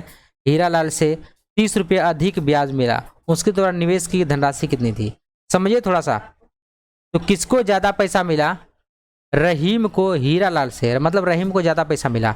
अब थोड़ा सा बात समझिएगा, तो यदि आपने मेरा साधारण ब्याज वाला वीडियो देखा है तो आसान से समझ जाइएगा, नहीं तो मैं आपको बेसिक समझाता हूँ। देखिए, तो SI जो होता है, SI बराबर क्या होता है, RT प्रतिशत के बराबर होता है, रेट और टाइम के बराबर होता है। देखिए यहाँ पे रेट कितना है 5% और टाइम कितना है 3%। जैसे गुना करेंगे ये हमारे पास में SI का परसेंटेज आ जाएगा, तो 5 और गुना 3 करेंगे तो 5 दिया 15, 5 गुना 3 5 दिया 15, यानी कि 15% किससे मिल रहा है हमको, रहीम को मिल रहा है। रहीम को कितने परसेंट मिल रहा है, 5%, 15% मिल रहा है टोटल SI। ठीक है, और हीरालाल को कितना परसेंट SI मिल रहा है, देखिए तो SI 80% तो होता है ना, और 2 गुने 7, 7 दूनी कितना 14, यानी कि इसको 80% में फिर से लिख दे रहा हूँ। देखिए तो 2 गुने 7 करेंगे तो कितना आएगा 14, यानी कि इसको 14% मिल रहा है। तो आप देख सकते हैं रहीम को 15% मिल रहा है ब्याज और हीरालाल को कितना मिल रहा है 14%, तो इससे तो ज़्यादा मिल रहा है ना इसको, तो इसको ज़्यादा मिल रहा है। कितना ज़्यादा मिल रहा है, 1% ज़्यादा मिल रहा है, यानी कि 1% ज़्यादा मिला, तो यहाँ पे कितना अधिक रुपये मिल रहा है, इसको 30 रुपये अधिक मिल रहा है, तो 1% बराबर ही 30 रुपया अधिक है। ठीक है, अब हमें क्या निकालना है, उनके द्वारा निवेश की गई धनराशि कितनी थी। निवेश किया गया धनराशि हमेशा 100% होता है, तो 100% का मान निकाल लीजिए। 1% बराबर 30 रुपया, तो 100% बराबर कितना 3000 रुपया। बस सिंपल सी बात है, तो 3000 रुपया आंसर आ जाएगा। कौन सा ऑप्शन है, देखिए ऑप्शन नंबर क्या हो जाएगा, ए इसका जो है कि करेक्ट आंसर हो गया। ठीक है प्यारे दोस्तों, समझ आ गया, बहुत ही आसान सा सवाल था। ठीक है, देखिए मैं आपको बार बार समझा रहा हूँ, यदि आप नए स्टूडेंट हैं तो बेसिक समझना जरूरी है। जब तक मैं अभी इस क्लास नहीं लाऊं तब तक आप सभी बिहार सिविल कोड वाला देख लीजिए, उसमें मैंने पूरा पढ़ाया है, बेसिक पूरा समझाया है। ठीक है, जिससे आप सभी को आसानी होगा समझने में। ठीक है, अब देखिए सवाल क्या बोला गया है, और मैं आपको बार बार एक ही बात समझा रहा हूँ, सवाल किसी भी पर्टिकुलर एग्जाम का नहीं होता है, सवाल किसी भी कोई भी एग्जाम में पूछ सकता है, इसलिए। ठीक है, अब देखिए आज का हमारा लास्ट सवाल है, यदि आप इसका नोट्स प्राप्त करना चाहते हैं तो आप जो है कि ये टेलीग्राम चैनल का लिंक नीचे डिस्क्रिप्शन में दिया है, वहां पर जाकर टेलीग्राम चैनल ज्वाइन कर लीजिए। वहां पर इसका हैंड रिटन नोट्स मैं जो पढ़ा रहा हूं इनका नोट्स मिल जाएगा। ठीक है, कोई दिक्कत वाली बात नहीं है। और वीडियो को लाइक जरूर कीजिएगा। ठीक है, और चैनल को भी नए विद्यार्थी हैं तो सब्सक्राइब कीजिएगा और भी दोस्तों में शेयर कीजिएगा, जिससे कि हमारा भी मोटिवेशन बढ़ता रहे। ठीक है, मैं और भी क्लासेस इसी तरीके का आप सभी के लिए बेहतरीन लाता रहा हूँ। ठीक है, चलिए तो हम इस क्वेश्चन को सॉल्व करते हैं। कमेंट जरूर कीजिएगा, समझ में आया होगा तो। ठीक है, बिल्कुल समझिएगा, कमेंट जरूर कर दीजिएगा। अब देखिए सवाल क्या कर रहा है कि वर्तमान में कक्षा 10 के 20 छात्रों की औसत आयु 15.5 वर्ष थी। ठीक है, कक्षा 10 था, इसमें 20 छात्र थे, इसकी औसत आयु 15.5 वर्ष थी। कक्षा अध्यापक की वर्तमान आयु 47 वर्ष है। 5 वर्ष के बाद छात्रों और कक्षा अध्यापकों की औसत आयु कितनी होगी। देखिए बहुत ही आसान सा सवाल है, समझिएगा। तो 20 छात्र था, 20 छात्र का औसत हमारे पास में कितना था, 15.5 इतना वर्ष था। ठीक है, ये था संख्या और ये क्या है, औसत, और यहाँ पे हम लोग इसका योग निकाल लेंगे। जैसे गुना करेंगे इसमें हमारा योग निकल जाएगा। गुना करेंगे तो यहाँ पे कितना आएगा, देखिए गुना कर देते हैं। यहाँ पे 1 0 तो हटा ही दीजिए, कट जाएगा। 5 दूनी 10 और यहाँ पे कितना आएगा, 15 दूनी 30 और 1 31। ठीक है, 5 दूनी 10 का 0 बाकी रहेगा 1 और 15 दूनी 30 और 1 31 यानी 310। तो 310 हमारे पास में क्या निकल जाएगा, योग निकल जाएगा। ये तो 20 विद्यार्थी है, टीचर नहीं है शामिल।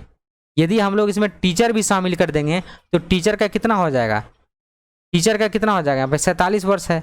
अब बात यहाँ पर ये आ रहा है, ये तो अभी का है ना भैया, ये तो वर्तमान का है। ठीक है, वर्तमान का है, लेकिन यहाँ पे टोटल यहाँ पे क्या है बोला है, 5 वर्ष के बाद। ठीक है, 5 वर्ष के बाद बोला है। तो अब देखिए क्या होगा, 5 वर्ष के बाद जाएंगे तो जितने भी विद्यार्थी हैं ना, 20 विद्यार्थी हैं, तो 20 का 5 वर्ष करके जुड़ जाएगा। कितना वर्ष जुड़ जाएगा, तो 20 मतलब 20 में यदि 5 करके जुड़ेगा तो 20 पंचे कितना, 100 वर्ष की आयु वृद्धि हो जाएगी। तो इसमें हमको 100 वर्ष और जोड़ना पड़ेगा, है ना, 100 वर्ष और जोड़ना पड़ेगा। और ये तो विद्यार्थियों की बात हुआ, विद्यार्थियों में टोटल कितना, 100 वर्ष बढ़ जाएगा। और शिक्षक की भी तो 5 वर्ष बढ़ेगा ना, ऐसा नहीं शिक्षक का रुक जाएगा, सभी का बढ़ेगा। तो कुल मिलाकर के इतना हमें क्या करना है, इन सभी को जोड़ना है। तो जोड़ लीजिए कितना आ गया, सबको जोड़िए। तो यहाँ पे कितना, 410 में इनको जोड़ लेंगे। तो 410 बटे में 7 5 12 यानी कि 52 जोड़ लीजिए, 52 जोड़ लीजिए तो कितना हो जाएगा, 2 यहाँ पे 6, यहाँ पे 462 हो गया। और यहाँ पे देखो पहले 20 विद्यार्थी था और एक ये क्या है, शिक्षक है, ये क्या है, शिक्षक है ना। टोटल कितना हो जाएगा, 21 हो गया संख्या। तो देखिए 21 मतलब टोटल संख्या का योग कितना हो गया हमारे पास, 462 हो गया। तो बस हमको औसत निकालना है ना, औसत बराबर क्या होता है, योग बटा संख्या। 21 से भाग लगा देंगे 462 में, 21 से जैसे निकालेंगे तो योग निकल जाएगा। 21 भाग ले 21 दूनी 42, बचा कितना फिर 4 यानी कि फिर 21 दूनी 42 यानी कि 22 वर्ष निकल के आ गया हमारे पास। इसका जो औसत निकल के आ गया हमारे पास, कितना निकल के आ गया, 22 वर्ष। यानी कौन सा ऑप्शन हो गया, ए नंबर इसका जो है कि करेक्ट हो गया। उम्मीद है प्यारे दोस्तों आप सभी को ये चीज़ बिल्कुल समझ आ गया होगा। ठीक है, इस तरह का सवाल आयु में भी मैंने पढ़ाया है, बिहार सिविल कोड का मैंने पढ़ाया था। तो RS अग्रवाल का भी बुक पढ़ाया है, वहाँ भी जाके देखिए, आप सभी को पता चलेगा। ठीक है प्यारे दोस्तों, देखिए वीडियो अच्छा लगा, मैं बार बार कहता हूँ आप सभी के लिए मेरे जो कि गुरु दक्षिणा है आप सभी के लिए बस यही है, आप सभी लाइक कर दीजिए एक बार, जितने विद्यार्थी देख रहे हैं वो लाइक कर दीजिएगा और एक बार कमेंट कर दीजिएगा ना, वही मेरे लिए गुरु दक्षिणा हो जाएगा और हमें कुछ नहीं चाहिए। ठीक है, चलिए मिलते हैं अगले क्लास में, तब तक अपना ख्याल रखिए। जय हिंद, जय भारत।